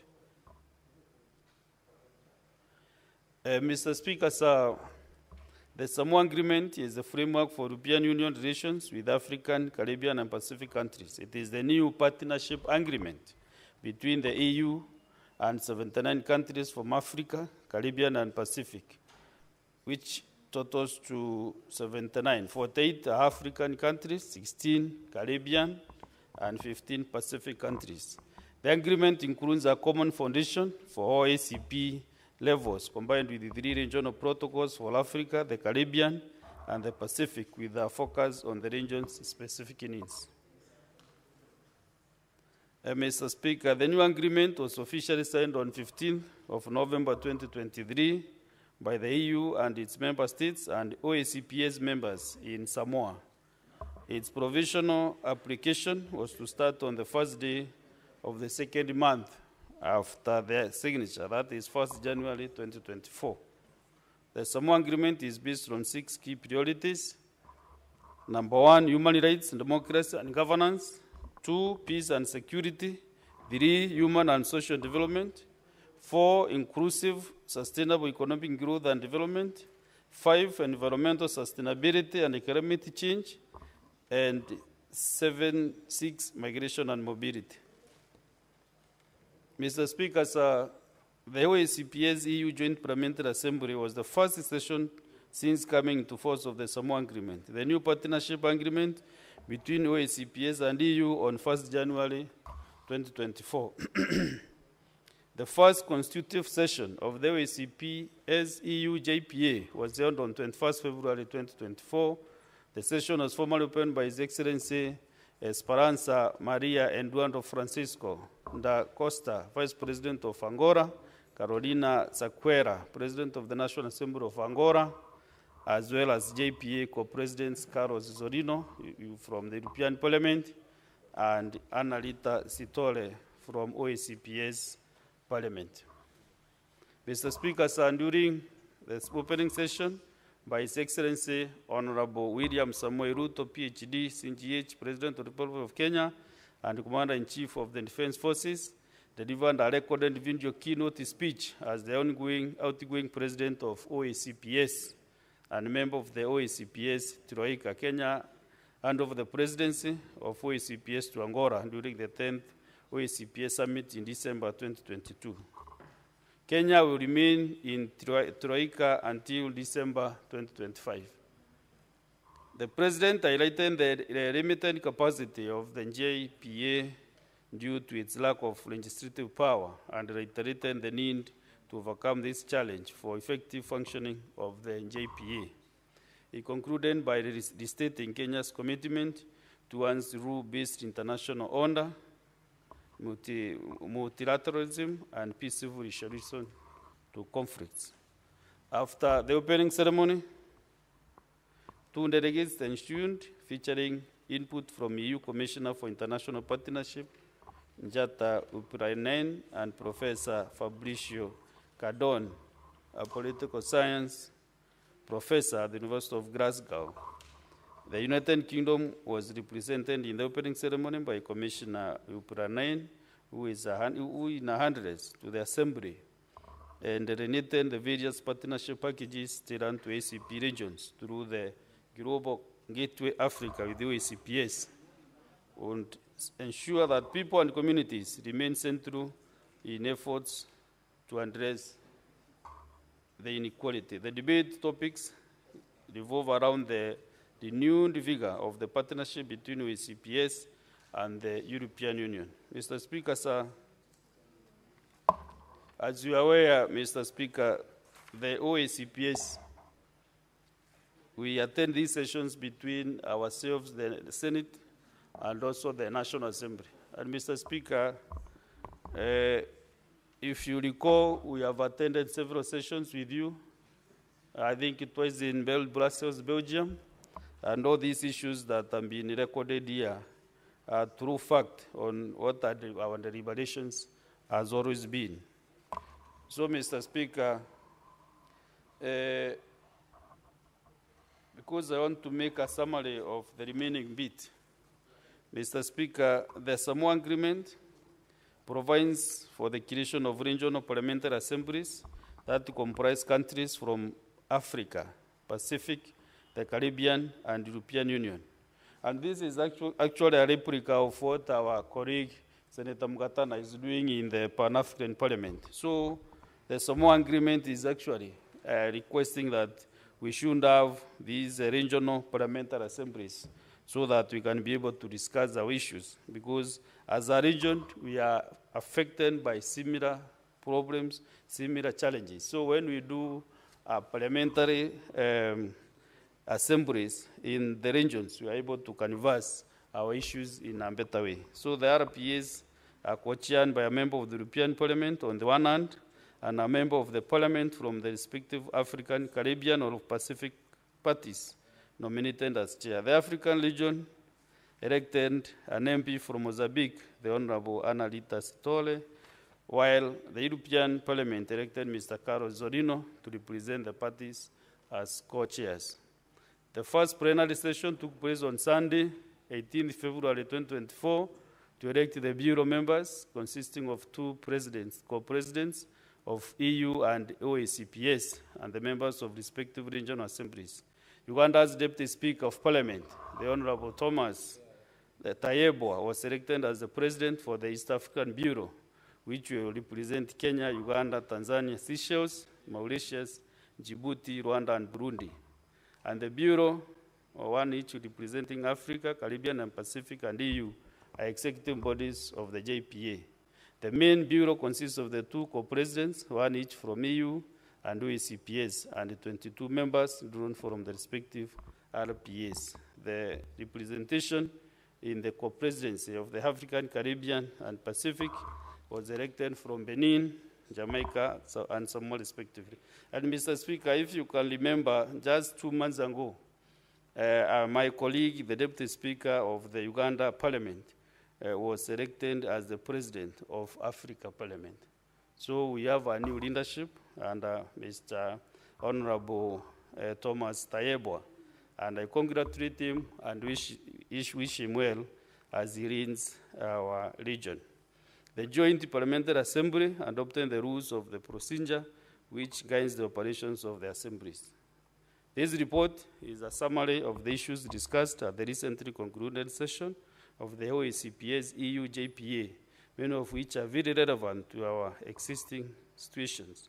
It is hoped that the subjects covered will generate rich and meaningful debate and inspire ideas that will help resolve issues of international and national concern, such as climate change, adaptation and mitigation for Kenyans from a local context. The new session of the OACPS and joint OACPS EU Parliamentary Assemblies will be held in 2025 on a date to be announced. The regional assemblies will be held virtually in 2024. On a date to be communicated. And this was held sometimes, I think, 1 month ago. On behalf of my fellow members of the delegation, as I mentioned, we have 2 members who represent the Senate, myself and Senator Abdul Haji, and from the National Assembly, our delegation is led by the Deputy Speaker of the National Assembly, Honorable Grandis Sholei, and 3 other members. So, on behalf of my fellow members of the delegation that represented the Parliament of Kenya in Rwanda, Angola, I beg to move that the Senate notes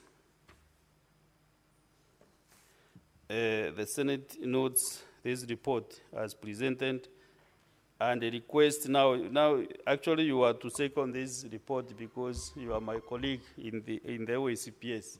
But since Pan-African Parliament is also a regional parliament, and whatever I'm discussing here is some of the issues that also are canvassed by the Pan-African Parliament, I will really honorably request my colleague, Senior Senator Mungatana, to second this report, and I thank you, Honorable Speaker. Thank you, Senator Mungatana. Mr. Speaker, I want to thank the Honorable Kadhuri for ably moving this report and giving us, the nation and the Senate, what they managed to achieve when they went to represent us in the international fora. Mr. Speaker, one of the things that the parliaments sitting out there discussed was the need to develop closer cooperation with the BRICS nations. It was discussed that there is need for developing cooperation with not only the traditional EU bloc, but also to look for a way to find cooperation with the BRICS, which is Brazil, Russia, India, China, and South Africa. Mr. Speaker, this is a new bloc that has come up that is asserting its presence on the global arena. We have had in the past only the Western versus the Eastern powers. But Mr. Speaker, here we have the BRICS, which is a new clique on the block. Mr. Speaker, I really want to congratulate those members who represented us and the views that our regional parliaments need to also shift focus and start finding a way to work with the BRICS. Why, Mr. Speaker? Brazil, Russia, India, China, and South Africa, they came together, Mr. Speaker, and they have discussed a lot of issues around trade, a lot of issues around cooperation between themselves, and they have started inviting other nations to come together and to work with them. And the most critical thing is that these nations, Mr. Speaker, they have decided that they will start operating on a new platform for trade. They are not going to be using the dollar anymore to do their international trade. Mr. Speaker, this is a tremendously huge and important step that needs to be emulated. What is it that they have done so well that is resulting in them moving in that direction? And what is it that we can learn, especially from Africa and the Pacific regions? What is it that parliaments from this African Pacific region can learn from that move? Mr. Speaker, I really support this idea that the African and the Pacific area parliaments should find a way to cooperate with the BRICS. Mr. Speaker, in one of the issues that was discussed, it's a common problem that some of the contribution, the assessed contributions to that organization from various states is failing. In fact, they said that 10 countries did not make a single contribution to the 2022 budget of that regional organization. So, Mr. Speaker, the question then begs, how does a nation join an international organization, sign its treaties, and then refuse to give its assessed contribution? Mr. Speaker, this is a challenge that we need to address, and my prayer is that the Ministry of Foreign Affairs in Kenya will not be one of those that will be mentioned, and I'm sure they were not in this one. But we want them to, I want to take this opportunity, Mr. Speaker, to urge the CS for Foreign Affairs and Diaspora Affairs, the Honorable Musalia Mudavadi, together with the PS, Dr. Koriso Ngoe, that they sit down and review all our memberships so that we do not be part of those countries that are described as 100% non-contribution countries, and yet you have signed to be in those organizations. It's really a shame. Mr. Speaker, in this particular meeting, our own president visited and was the guest of honor in that function to open the sitting of that parliament officially. So, Mr. Speaker, you can imagine if you are not contributing, the Foreign Affairs have not checked whether we are contributing, and then the president goes there as a guest of honor. I think these things should be checked, and I know they are listening to me in the ministry. Can they sit down and review all treaties where we are supposed to be contributing, especially parliamentary organization, so that this issue will never affect us as a nation? I'm proud of the fact that whenever we go to the Pan-African Parliament and we as Kenya stand to speak, we speak with a lot of pride and a lot of honor, because we have managed in that place to keep up with our assessed contributions. And my prayer is that Kenya will never be mentioned in a list of shame, where you belong to an international organization, but then you don't pay up on your assessed contribution. Mr. Speaker, a third issue that was discussed, and it is critical, was the concern that was raised by African and Pacific parliamentarians meeting there of the non-tariff barriers by the European Union. Mr. Speaker, there was concern expressed about what is called the green deals, in quotes. These policies, Mr. Speaker, they tend to be segregatory against products, agricultural products that are coming from Africa, animal products that are coming from Africa and Pacific nations. EU comes up with these standards And these standards are hurting businesses from Africa and from the Pacific region. This issue was discussed at length. And Mr. Speaker, my prayer is that at every point and everywhere when we go to these international meetings, the point must be made that Africa should not be segregated, and we should not use these standards to deny opportunity to do business. Already we suffer a lot, Mr. Speaker. It takes a lot of effort for our access to the markets in the European Union.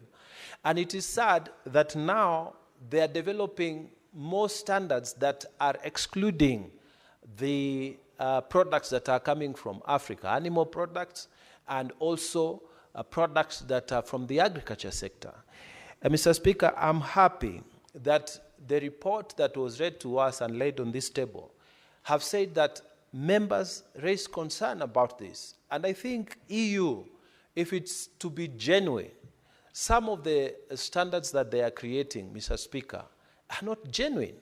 Those are standards that are specifically created to exclude Pacific nations, African nations from their markets. And that promotes their own products so that their intra-trade within the EU is increased at the expense of Africa and Pacific nations. And my prayer is that the EU will take note.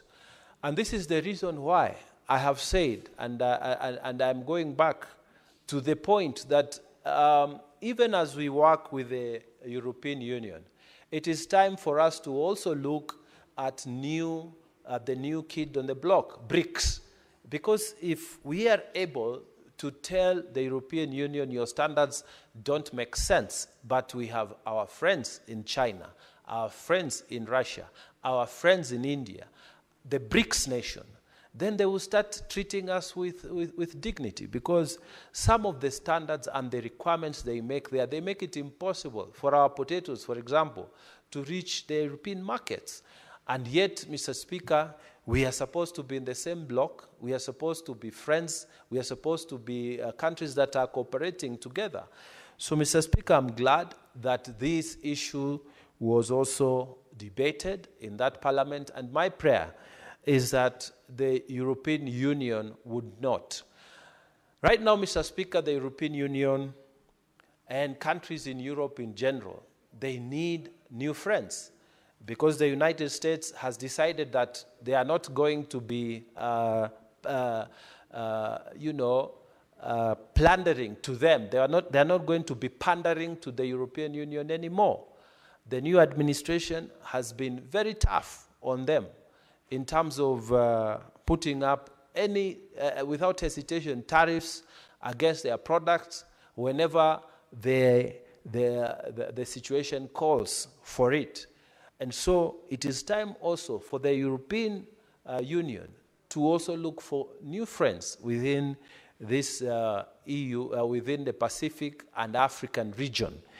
And one of the things it could do, instead of creating standards that are oppressive to our products when we export, they should now start creating more friendly environment for us to be able to trade, because their traditional partner, the United States, is no longer as friendly as it used to be.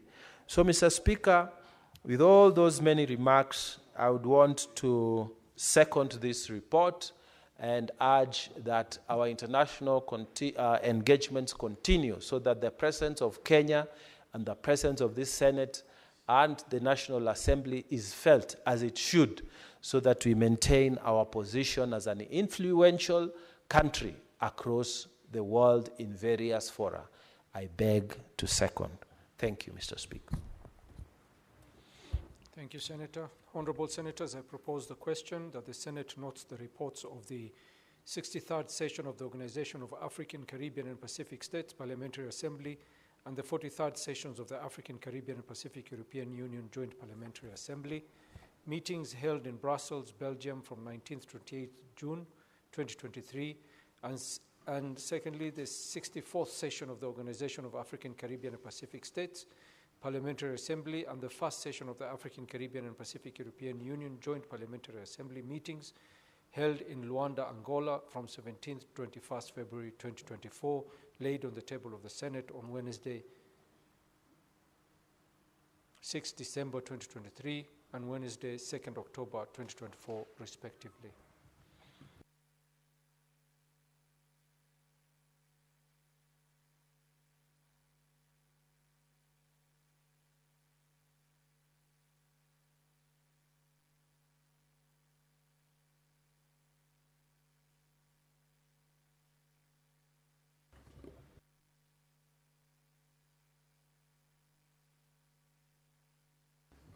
Okay, Senator Kinyo, proceed. Asante Bwana Spika. Bwana Spika, nataka kushukuru kwa ripoti zilizoletwa. Lakini Bwana Spika, itakuwa ni kazi bure ikiwa tutafanya hii mikutano ilhari katika biashara na uhusiano ambayo inaendelea, Bwana Spika, hauonekani kwa Wakenya ama wananchi wa nchi ambazo zinahusika, Bwana Spika, kwa sababu majukumu makubwa ama mikutano yoyote ama miungano yoyote inafanywa inapaswa kuleta manufaa kwa wananchi wa nchi ambazo zinazohusika, Bwana Spika. Kwa sababu, Bwana Spika, wale ambao wametuchagua, wale ambao wametuweka katika nyadhifa, wanatuweka kwa sababu moja, Bwana Spika, kuinua hali ya maisha yao, Bwana Spika. Kwa hivyo nataka kushukuru kwa sababu mikutano mingi inayofanya inaleta mahusiano mazuri, Bwana Spika, na vile vile, Bwana Spika, inafanya nchi ambazo zinahusika ziweze kuondoa vile vikwazo vya kibiashara, Bwana Spika, vikwazo vya uhusiano, Bwana Spika. Kwa hivyo nashukuru vile ambavyo spika wetu alivyosema katika mikutano ambayo wamekuwa akijihusisha, wamewachagua viongozi wa nchi zingine, Bwana Spika. Hii uhusiano, Bwana Spika, isionekane tu katika biashara, Bwana Spika. Vile vile ukiangalia nchi jirani, Bwana Spika, kama ni wakati wana shida, kama kuna vita ama kuna majanga, wanaweza kupata mahali ambapo kuna hali ya usalama na hali nzuri, Bwana Spika. Kwa hivyo sitaki kuongea mengi, Bwana Spika, kwa sababu jambo kama hili litasaidia sana wahusika. Hata tuseme mfano, Bwana Spika, tukitengeneza reli ambayo itatoka Mombasa ipitie Naivasha iende Kisumu iende mpaka nchi jirani, itakuwa ikisaidia Wakenya, Bwana Spika. Kwa hivyo ni vizuri hii mikutano na uhusiano huu unaendelea uwe unawahusisha wananchi kwa nchi ambazo zinahusika. Nashukuru sana, Bwana Spika. Asante, Senator. I call upon the mover to reply. Thank you, Honorable Speaker. I want to thank the two senators who have contributed to this report, and they seem to be knowing exactly what they are saying and the debates that we have been discussing in the ACP-EU summits. Senator Mugatana raised a very valid point about the subscriptions to these regional or international parliaments. And Mr. Speaker, you remember we were to attend ACP Parliament in Benin, Cotonou, Benin, in January this year. But the meeting was suspended because there were no finances. The countries that subscribed to OACPS and EU and did not pay the subscription. So it was very hard to finance that parliamentary session. So what Senator Mugatana has raised is something that really needs to be looked upon by the member states so that we don't have hiccups in these meetings. Also, Senator Kenyo has raised a very important point, especially on the benefits that the member states can get.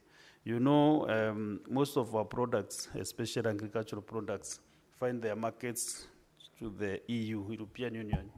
And most of the time, our standards, they sometimes decline our products because they say we have maybe oversprayed, we have used more pesticides, more herbicides, And Mr. Speaker, you know, these are the people who produce these herbicides and all these chemicals. They dump them in Africa, but when we use them to produce our products, they decline. After they have sold their chemicals here in Africa, we spray our crops, they become very energetic.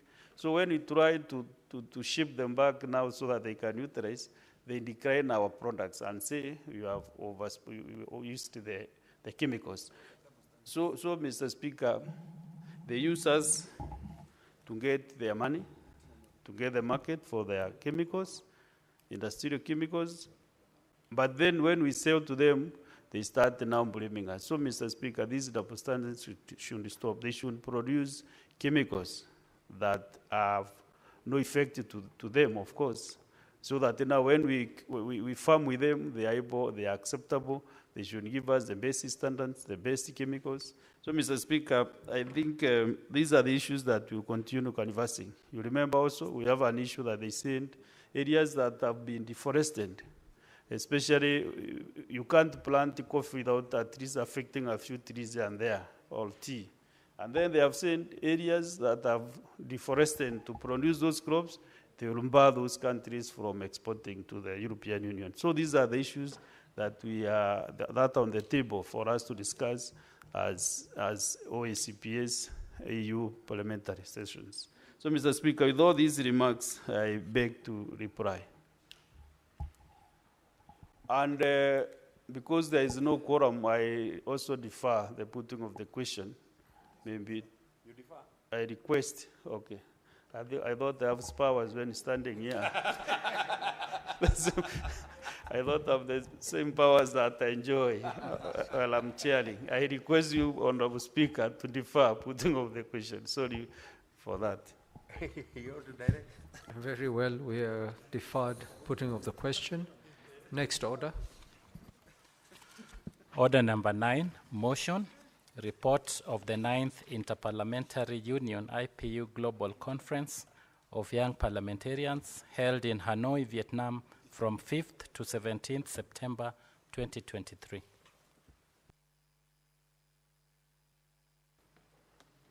Senator Metho.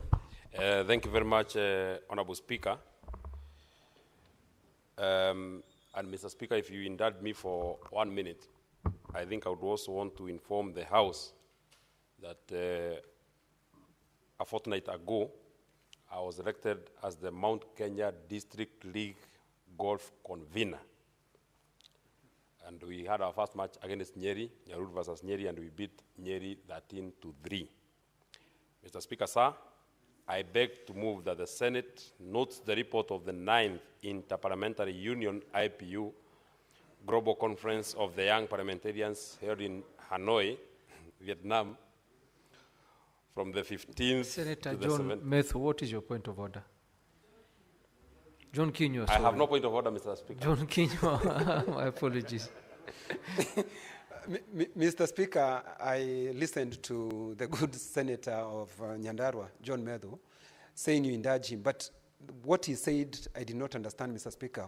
Does it relate to this Senate? How does it relate to this Senate, Mr. Speaker? Or to what he's about to present? Maybe he can clarify.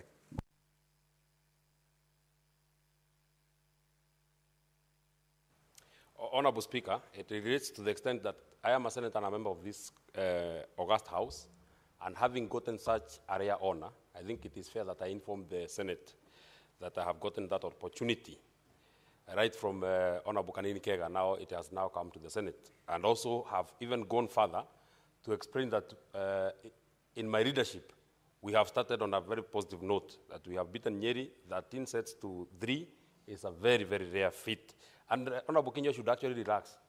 The next club that we are taking on is Nanyuki, is Nyahururu versus Nanyuki, and we shall do what we can do best to Nanyuki. Honorable Speaker, I beg to move that the Senate notes the report of the 9th Interparliamentary Union IPU Global Conference of Young Parliamentarians held in Hanoi, Vietnam, from the 15th to the 17th of September 2023, laid on the table of the Senate on Tuesday, the 5th of March 2024. Mr. Speaker, sir, IPU, the World Organization of Parliaments, is a global forum for parliamentary dialogue cooperation and action. The Union advances democracy and assists parliaments and parliamentarians throughout the world to fulfill their mandate, and the Assembly is made up of 108 members and 15 associate members. IPU facilitates parliamentary debate, dialogue, and cooperation. It also promotes and defends democracy and the rule of law, while also assisting parliaments in coping with growing international agenda relevant to their duties. Honorable Speaker, the IPU Assembly is the principal statutory body that expresses the views of interparliamentary union on political issues. It brings together parliamentarians to study international problems and make recommendations for parliamentary and governmental action. The Assembly meets biannual and is held each time in a different country, providing participants with an opportunity to see various national realities. Mr. Speaker, sir, the 9th Interparliamentary Global Conference of Young Parliamentarians took place on the 15th to the 17th of September 2023 in Hanoi, Vietnam. And Honorable Speaker, if you have not had an opportunity to visit Hanoi, it is an extremely beautiful city. It is actually a perfect green city. It is a city that looks like a city in a forest. The level of afforestation in that particular part of the world is breathtaking. The theme of the conference was the role of the youth in accelerating achievement of the SDGs through digital transformation and innovation. Honorable Speaker, since 2014, global conferences have addressed topical issues linked to the empowerment and have provided policy orientation in areas such as political participation, peace and security, and the Sustainable Development Goals, SDGs, social and economic inclusion, education and employment, and well-being recovery from the COVID-19 pandemic, and climate action. Mr. Speaker, sir, the 9th Conference of the Young Parliamentarians took place 8 years after the adoption of the Hanoi Declaration on the Sustainable Development Goals, turning world into action by IPU members, parliaments in 2015. As it is the midway point to the achieving the SDGs by 2030, the conference took stock of the progress and highlighted the rising importance of technology and innovation to accelerate action towards the global goals. More specifically, the conference empowered young MPs to build knowledge and experience better positioning of themselves to perform their roles on timely topics such as digital transformation, innovation, and startups, and cultural and human values for sustainable development. Delegations were therefore encouraged to come prepared with examples of good practices to share with colleagues. And maybe, Honorable Speaker, it is also important to say that in part of my presentation as the head of the delegation that time, we were able to share the Kenyan story, especially the Kenyan story of the M-Pesa, our digital money transfer or digital money market, Honorable Speaker, which is something that fascinates the world, that from the comfort of your seat, Honorable Speaker, in the next not more than 2, 3, 4, 5 seconds, you can be able to send as much money as you want to people in the towns of Masalani in your county. And I mean, it has made business very, very easy. It is this digital transformation and stories like this, Honorable Speaker, that we were sharing at the 9th IPU in Hanoi. Mr. Speaker, sir, the conference encompassed 3 primary sessions: digital transformation, innovation and startups, and promoting respect for cultural diversity in support of sustainable development. Mr. Speaker, sir, nearly 500 delegates, including 300 international delegates from 70 IPU member states and international organizations, gathered together, making it the biggest one since the conception of the Global Conference of Young Parliamentarians. The 3 primary thematic discussions received lively participation from the international delegates, with a digital transformation session featuring about 30 presentations.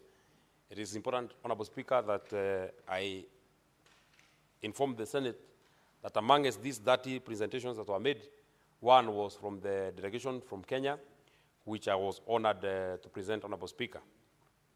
And Kenya is a powerhouse, especially on matters digital transformation in our region and in our continent, Honorable Speaker. And we were able to actually encourage the other nations, Honorable Speaker, the other parliaments, Honorable Speaker, to ensure that they can be able to carry home part of the presentations that were being made, including the one that we made for Kenya. 30 presentations on the innovation and startups, and 40 in the promoting respect for cultural diversity in support of sustainable development. Mr. Speaker, sir, I was honored to lead that particular delegation that comprised of our colleague, Senator Crystal Asige, and another colleague of ours, a brilliant young advocate, a member of parliament who is courageous and has proved time and again that she fits the bill, the Honorable Jane Jerry Maina, member of parliament from Kirinyaga. And Mr. Speaker, sir, during the conference, members of the Kenyan delegation were actively involved in the deliberations that greatly enriched the resolutions. Honorable Speaker, the contributions, in my contribution during the General Assembly as the leader of the delegation, I highlighted Kenya's achievements thus far on our digital transformation and emphasized the generational responsibility of young legislators, urging them to ensure that they allocate resources to align with the declarations made during discussions. Honorable Speaker, this is a very critical departure that we got from Hanoi, that even as we speak about digital transformation, resources will always follow functions. We are the people that are tasked with budgeting national resources, Honorable Speaker. And we cannot just keep saying that we want to empower our young people, but we don't allocate as much resources, Honorable Speaker, that will match this particular clarion calls that we keep making. More specifically to us, Honorable Speaker, who have been given an opportunity or have been given opportunities to serve as young members of Parliament, Honorable Speaker, both from the National Assembly and from the Senate, we must endeavor to try and convince the nation, to try and convince our colleagues that even as we budget money for roads, they are important. Even as we budget money for water, it is important. Even as we continue budgeting money for capital projects, it is important. But this digital transformation and digital economy that it keeps speaking about, Honorable Speaker, we can only achieve to the extent that we want to achieve, Honorable Speaker, if we invest as much money. If we speak about the online jobs that are being done by our young people, Honorable Speaker, if we do not ensure that they have easy access to internet, Honorable Speaker, we'll be saying on one hand, but not be providing the requisite opportunities and the requisite tools of trade so that they can be able to achieve and they can be able to benefit from this particular scope of source of employment. Honorable Speaker, on behalf of the delegation, I would wish to thank the Office of the Speaker of the Senate and the clerk of the Senate for the continued support towards facilitating the activities of the Interparliamentary Union, ensuring that Kenya was well represented during that conference of young parliamentarians. And it is also important, Honorable Speaker, to say that even though the delegation of the members of the support team that we went with were drawn from the two houses, both the National Assembly and this Senate, Honorable Speaker, we had a very good team, and they were able to facilitate members, and they were able to facilitate including our presentations that we are making there, Honorable Speaker. And we would want to say, and we keep saying time and again, the Secretariat and the members of staff from Parliament, they keep proving, Honorable Speaker, that their professionalism is beyond reproach, Honorable Speaker. I would want to encourage the clerk of the Senate, Mr. Jeremiah Nyagenya, to continue giving as many members of staff opportunities to showcase their knowledge and their professionalism with the delegations that keep moving. So the delegation that we were with Senator Asige is a visually impaired person, and I'm sure if she was here, she would have confirmed that indeed the team that we had been given by the leadership of the Secretariat of the Senate was a good team. Mr. Speaker, sir, Article 7 of the IPU statutes mandate members of the IPU to submit the resolutions of the IPU within their respective parliaments in the most appropriate form, to communicate them to the government and stimulate their implementation to inform the IPU Secretariat as oftenly and fully as possible, particularly in its annual reports of the steps taken and the results obtained. Accordingly, Honorable Speaker, in accordance with Article 7 of the Statutes of the IPU, it is my pleasure and humble duty to submit this report, highlighting the discussions and the conference statement of the 9th Interparliamentary Union Global Conference for Young Parliamentarians to Parliament for necessary noting and necessary action. Mr. Speaker, sir, I therefore beg to move and request Senator Veronica Waheti Duarte Maina to second. Senator Veronica. Thank you very much, Mr. Speaker, for the opportunity to second this, the moving of this report. And let me, at the very onset, congratulate the Kenyan delegation that represented Kenya ably at the 9th IPU Global Conference on Young Parliamentarians, which included none other but yours truly, Senator John Muthia Methu. Happy to note today the hair looks very smart. Senator Christo Asige, our very own able senator who represents persons living with disability at the Senate, Honorable Jean Jerry Maina, MP and Women Rep for Kirinyaga County, and the two delegates who were drawn from the Secretariat, both at Senate and the National Assembly. I have noted, Honorable Speaker, that from this conference, our Kenyan delegation was very active, as it should be, and they were greatly involved in the deliberations that enriched the resolutions that were arrived at, which is what a delegation should always do, especially when they represent our nation anywhere.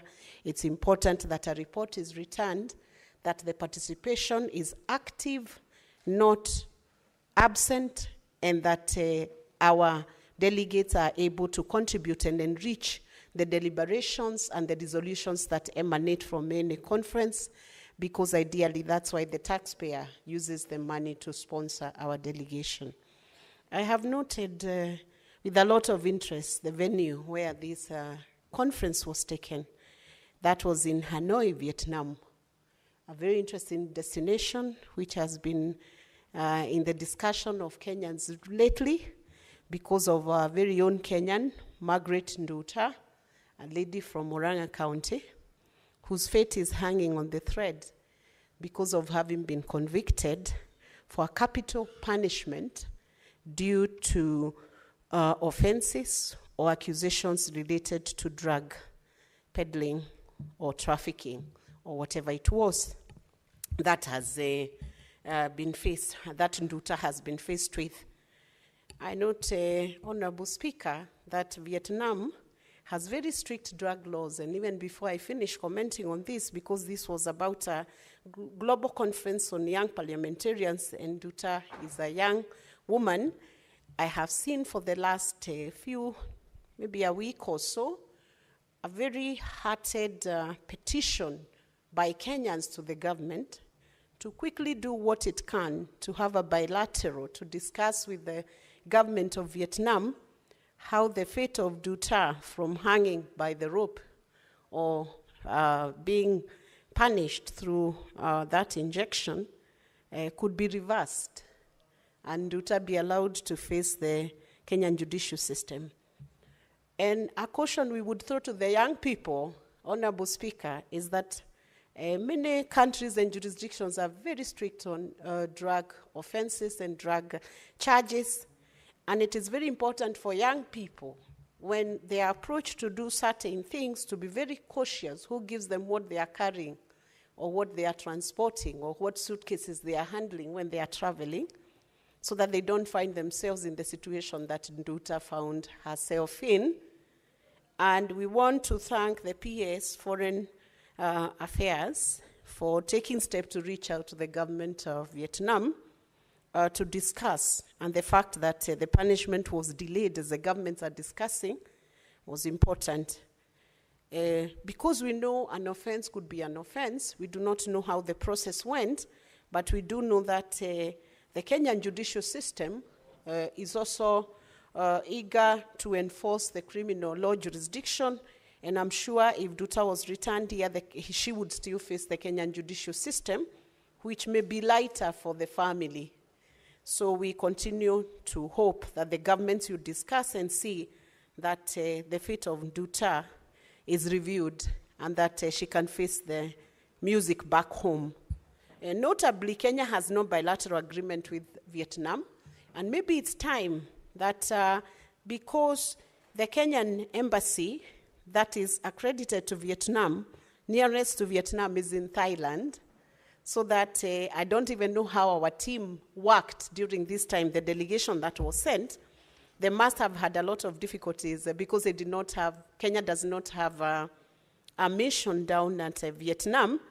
And we would also urge the PS, Foreign Affairs, to ensure that now that Kenya and Vietnam have relations that could enable us to foster or put a foreign mission there, to consider that there are many Kenyans who are working within Vietnam, and that there will be, it will be a big honor and great service to those Kenyans if there was a foreign mission or a diplomatic mission that can serve them closer in Vietnam, because both countries have interests, issues that are of common interest that could be handled by that foreign mission.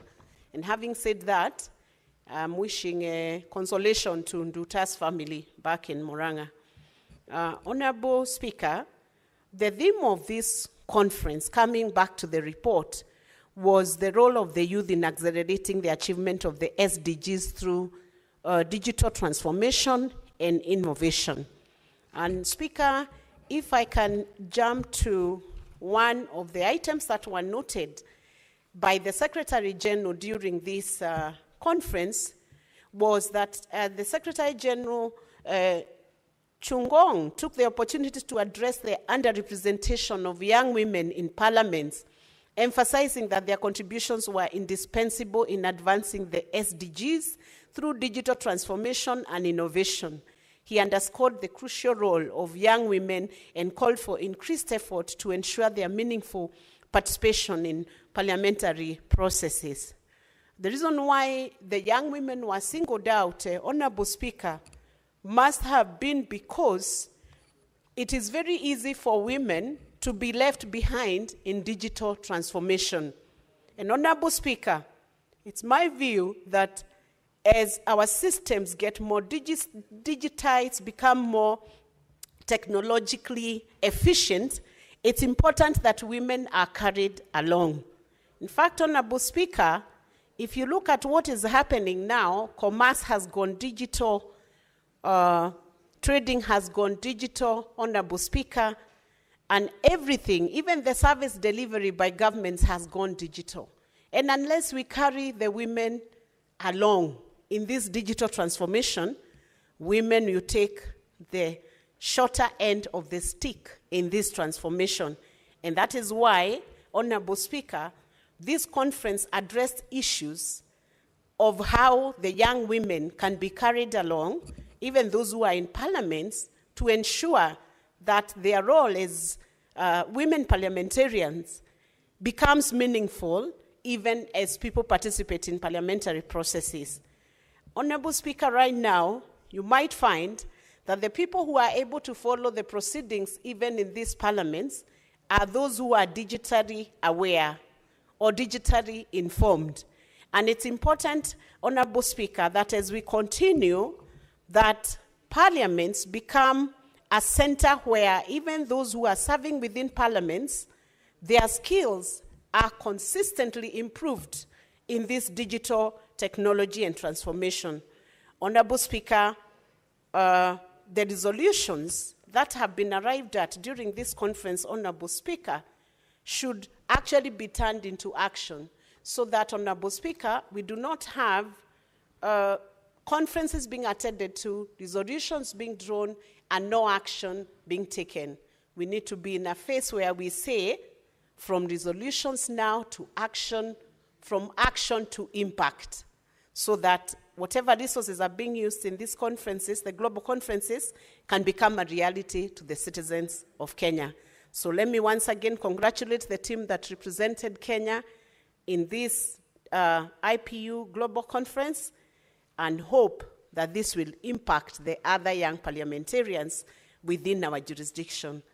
And with those many remarks, I now second this motion. Thank you, Honorable Speaker. Thank you, Senator. Honorable Senators, I propose the question that the Senate notes report of the 9th Interparliamentary Union Global Conference of Young Parliamentarians held in Hanoi, Vietnam from 15th to 17th September 2023, laid on the table of the Senate on Tuesday, 5th March 2024. Senator Danson Mbatana. Mr. Speaker, I want to thank you very much for giving me the opportunity to make my contribution in this report. Mr. Speaker, first of all, I want to acknowledge the work of the head of delegation and his leadership. Mr. Speaker, Senator Methu, our former chair for lands, has distinguished himself, Mr. Speaker, in this house and the service. I wish him well, and I pray that the people of Nyandarua will keep bringing you back so that when we finally go, we will leave this house in responsible hands. Mr. Speaker, the primary sessions that were held during these IPU sittings, there was a session on digital transformation. There was a session in innovation and startups. And there was a session on promoting respect for cultural diversity in support of sustainable development. Mr. Speaker, one of the comments that Senator Methu made there as head of delegation was that we need to support the resolutions that are passed there with resources so that what is reflected there becomes a reality in this country. Mr. Speaker, I'm happy to say that on digital transformation, the government of President Ruto has done something remarkable. Because, Mr. Speaker, for the first time in many years, we have had an administration that has been speaking about digital transformation and then digital economy and pushing that idea. Mr. Speaker, in our own county, when the president visited there last month, we were able to launch through the Member of Parliament for Galole, one of the digital innovation centers. Mr. Speaker, there were young people there who are in Hola and who gave testimony that we finished university. And I personally listened to one of the ladies. I finished university, I wasn't getting a job, so when I heard there was an innovation center, I came to Hola and I started participating, and now I'm able to get something at the end of the month because of the jobs that I'm getting.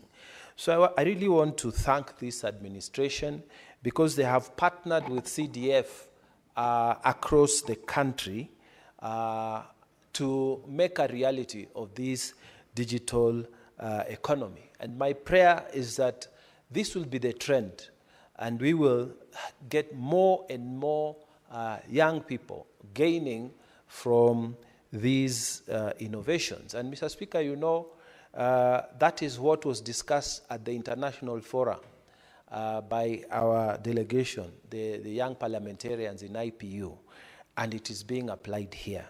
And we want to say that what has been done is good, but more resources to be allocated so something can continue to happen in our various counties.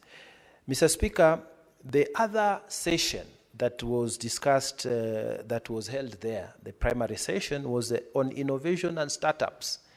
And this is where my disappointment is in the government that I support. Mr. Speaker, a lot of our people in Tana River, and I have a young man who is actually a teacher but he described himself as an innovator. He can actually create a lot of things, make a bicycle, produce energy for running a water system. He can do this and that. He even created a radio station, Mr. Speaker, from very basic things. He has this gift that God has given him, and he's able to put something in his mind, think about an issue, and be able to come up with a product. But Mr. Speaker, where is the support on people like this? We have seen, even in other areas of this country, young people who are able to create something that looks like a plane, and something that has actually taken off, although not for a long time. Mr. Speaker, where is the money for innovation? Where is the money for startups? Young people, many of them, are thinking outside the box. Many people are able to actually come up with very nice ideas. And I know because I have seen it in my counties. But, Mr. Speaker, and not just in Tana River County, but in many other counties, Mr. Speaker, young people have known that it is not just, you don't just go to school to get education and then you go and get a job. You actually get the education and try to start up your own business. That's why now we have a lot of musicians who are making money. We have content creators who are making money. We have people who are actually doing something in the field of innovation and startups, as discussed in the IPU. But, Mr. Speaker, where is this money where we can say that in these 47 counties, we have allocated 5 million shillings or 100 million shillings or 20 million shillings for each of these counties, so that the most innovative young people can be given access to this funding so that they create their own startups. Mr. Speaker, I attended a youth meeting in Hola, which is our county headquarters in Tana River. And, Mr. Speaker, I was able to meet a young man who had come up with something that, some machine that is able to irrigate the land for purposes of agriculture, using very simple technology. Mr. Speaker, the question that was there is, and he was using this technology of the phone, so that you are able to know when you are supposed to irrigate the land, if the water is enough, and stuff like that. And he really impressed me. But, Mr. Speaker, where is the money to help young people such as those to support their innovation and to support startups? I think we need to tell our government and the ministers who are in charge to think again of ways and means of putting funds in this direction. Because that is what Article 7 of the IPU statutes have mandated our delegation to come and say here in this country, to come and move this house so that the resolutions that they passed there are able to be given a life in this country.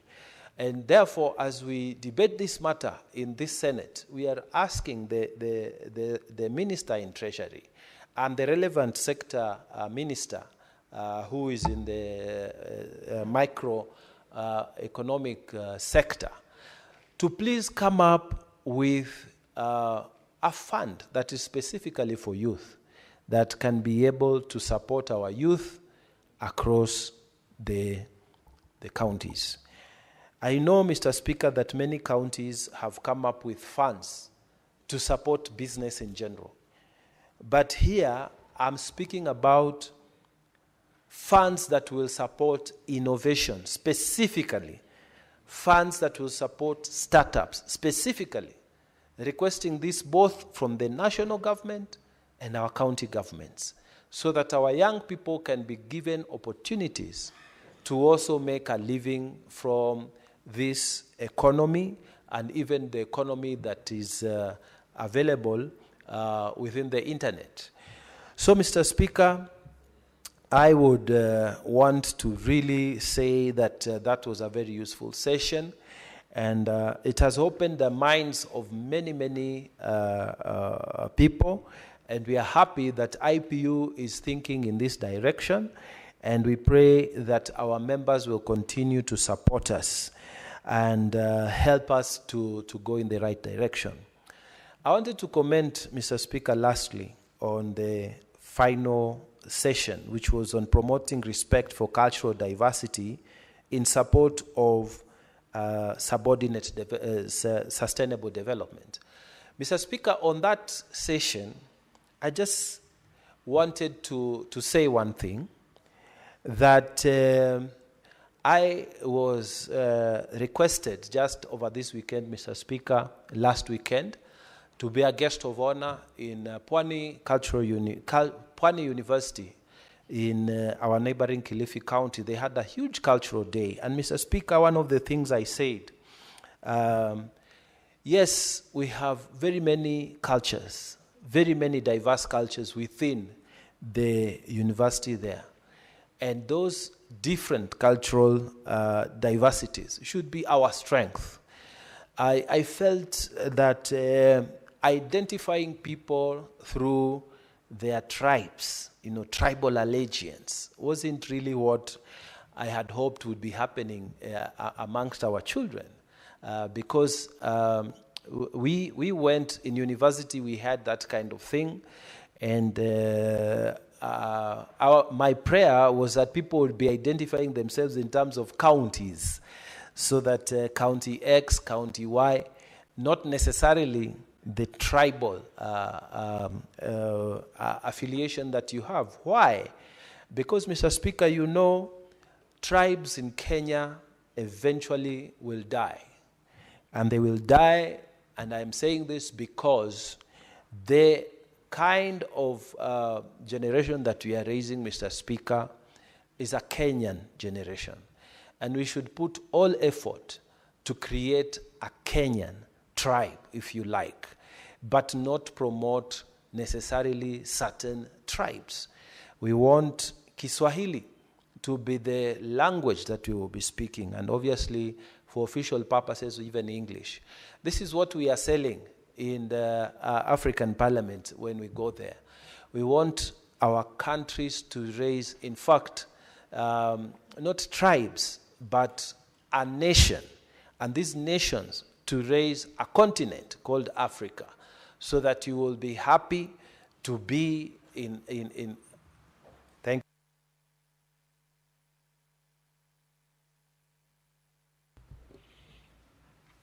you. Senator Mungatana, you will have a balance of 2 minutes when this debate resumes. Honorable Senators, it is now 1 p.m., time to adjourn the Senate. The Senate stands adjourned until later today, Wednesday, 19th March 2025 at 2:30 p.m.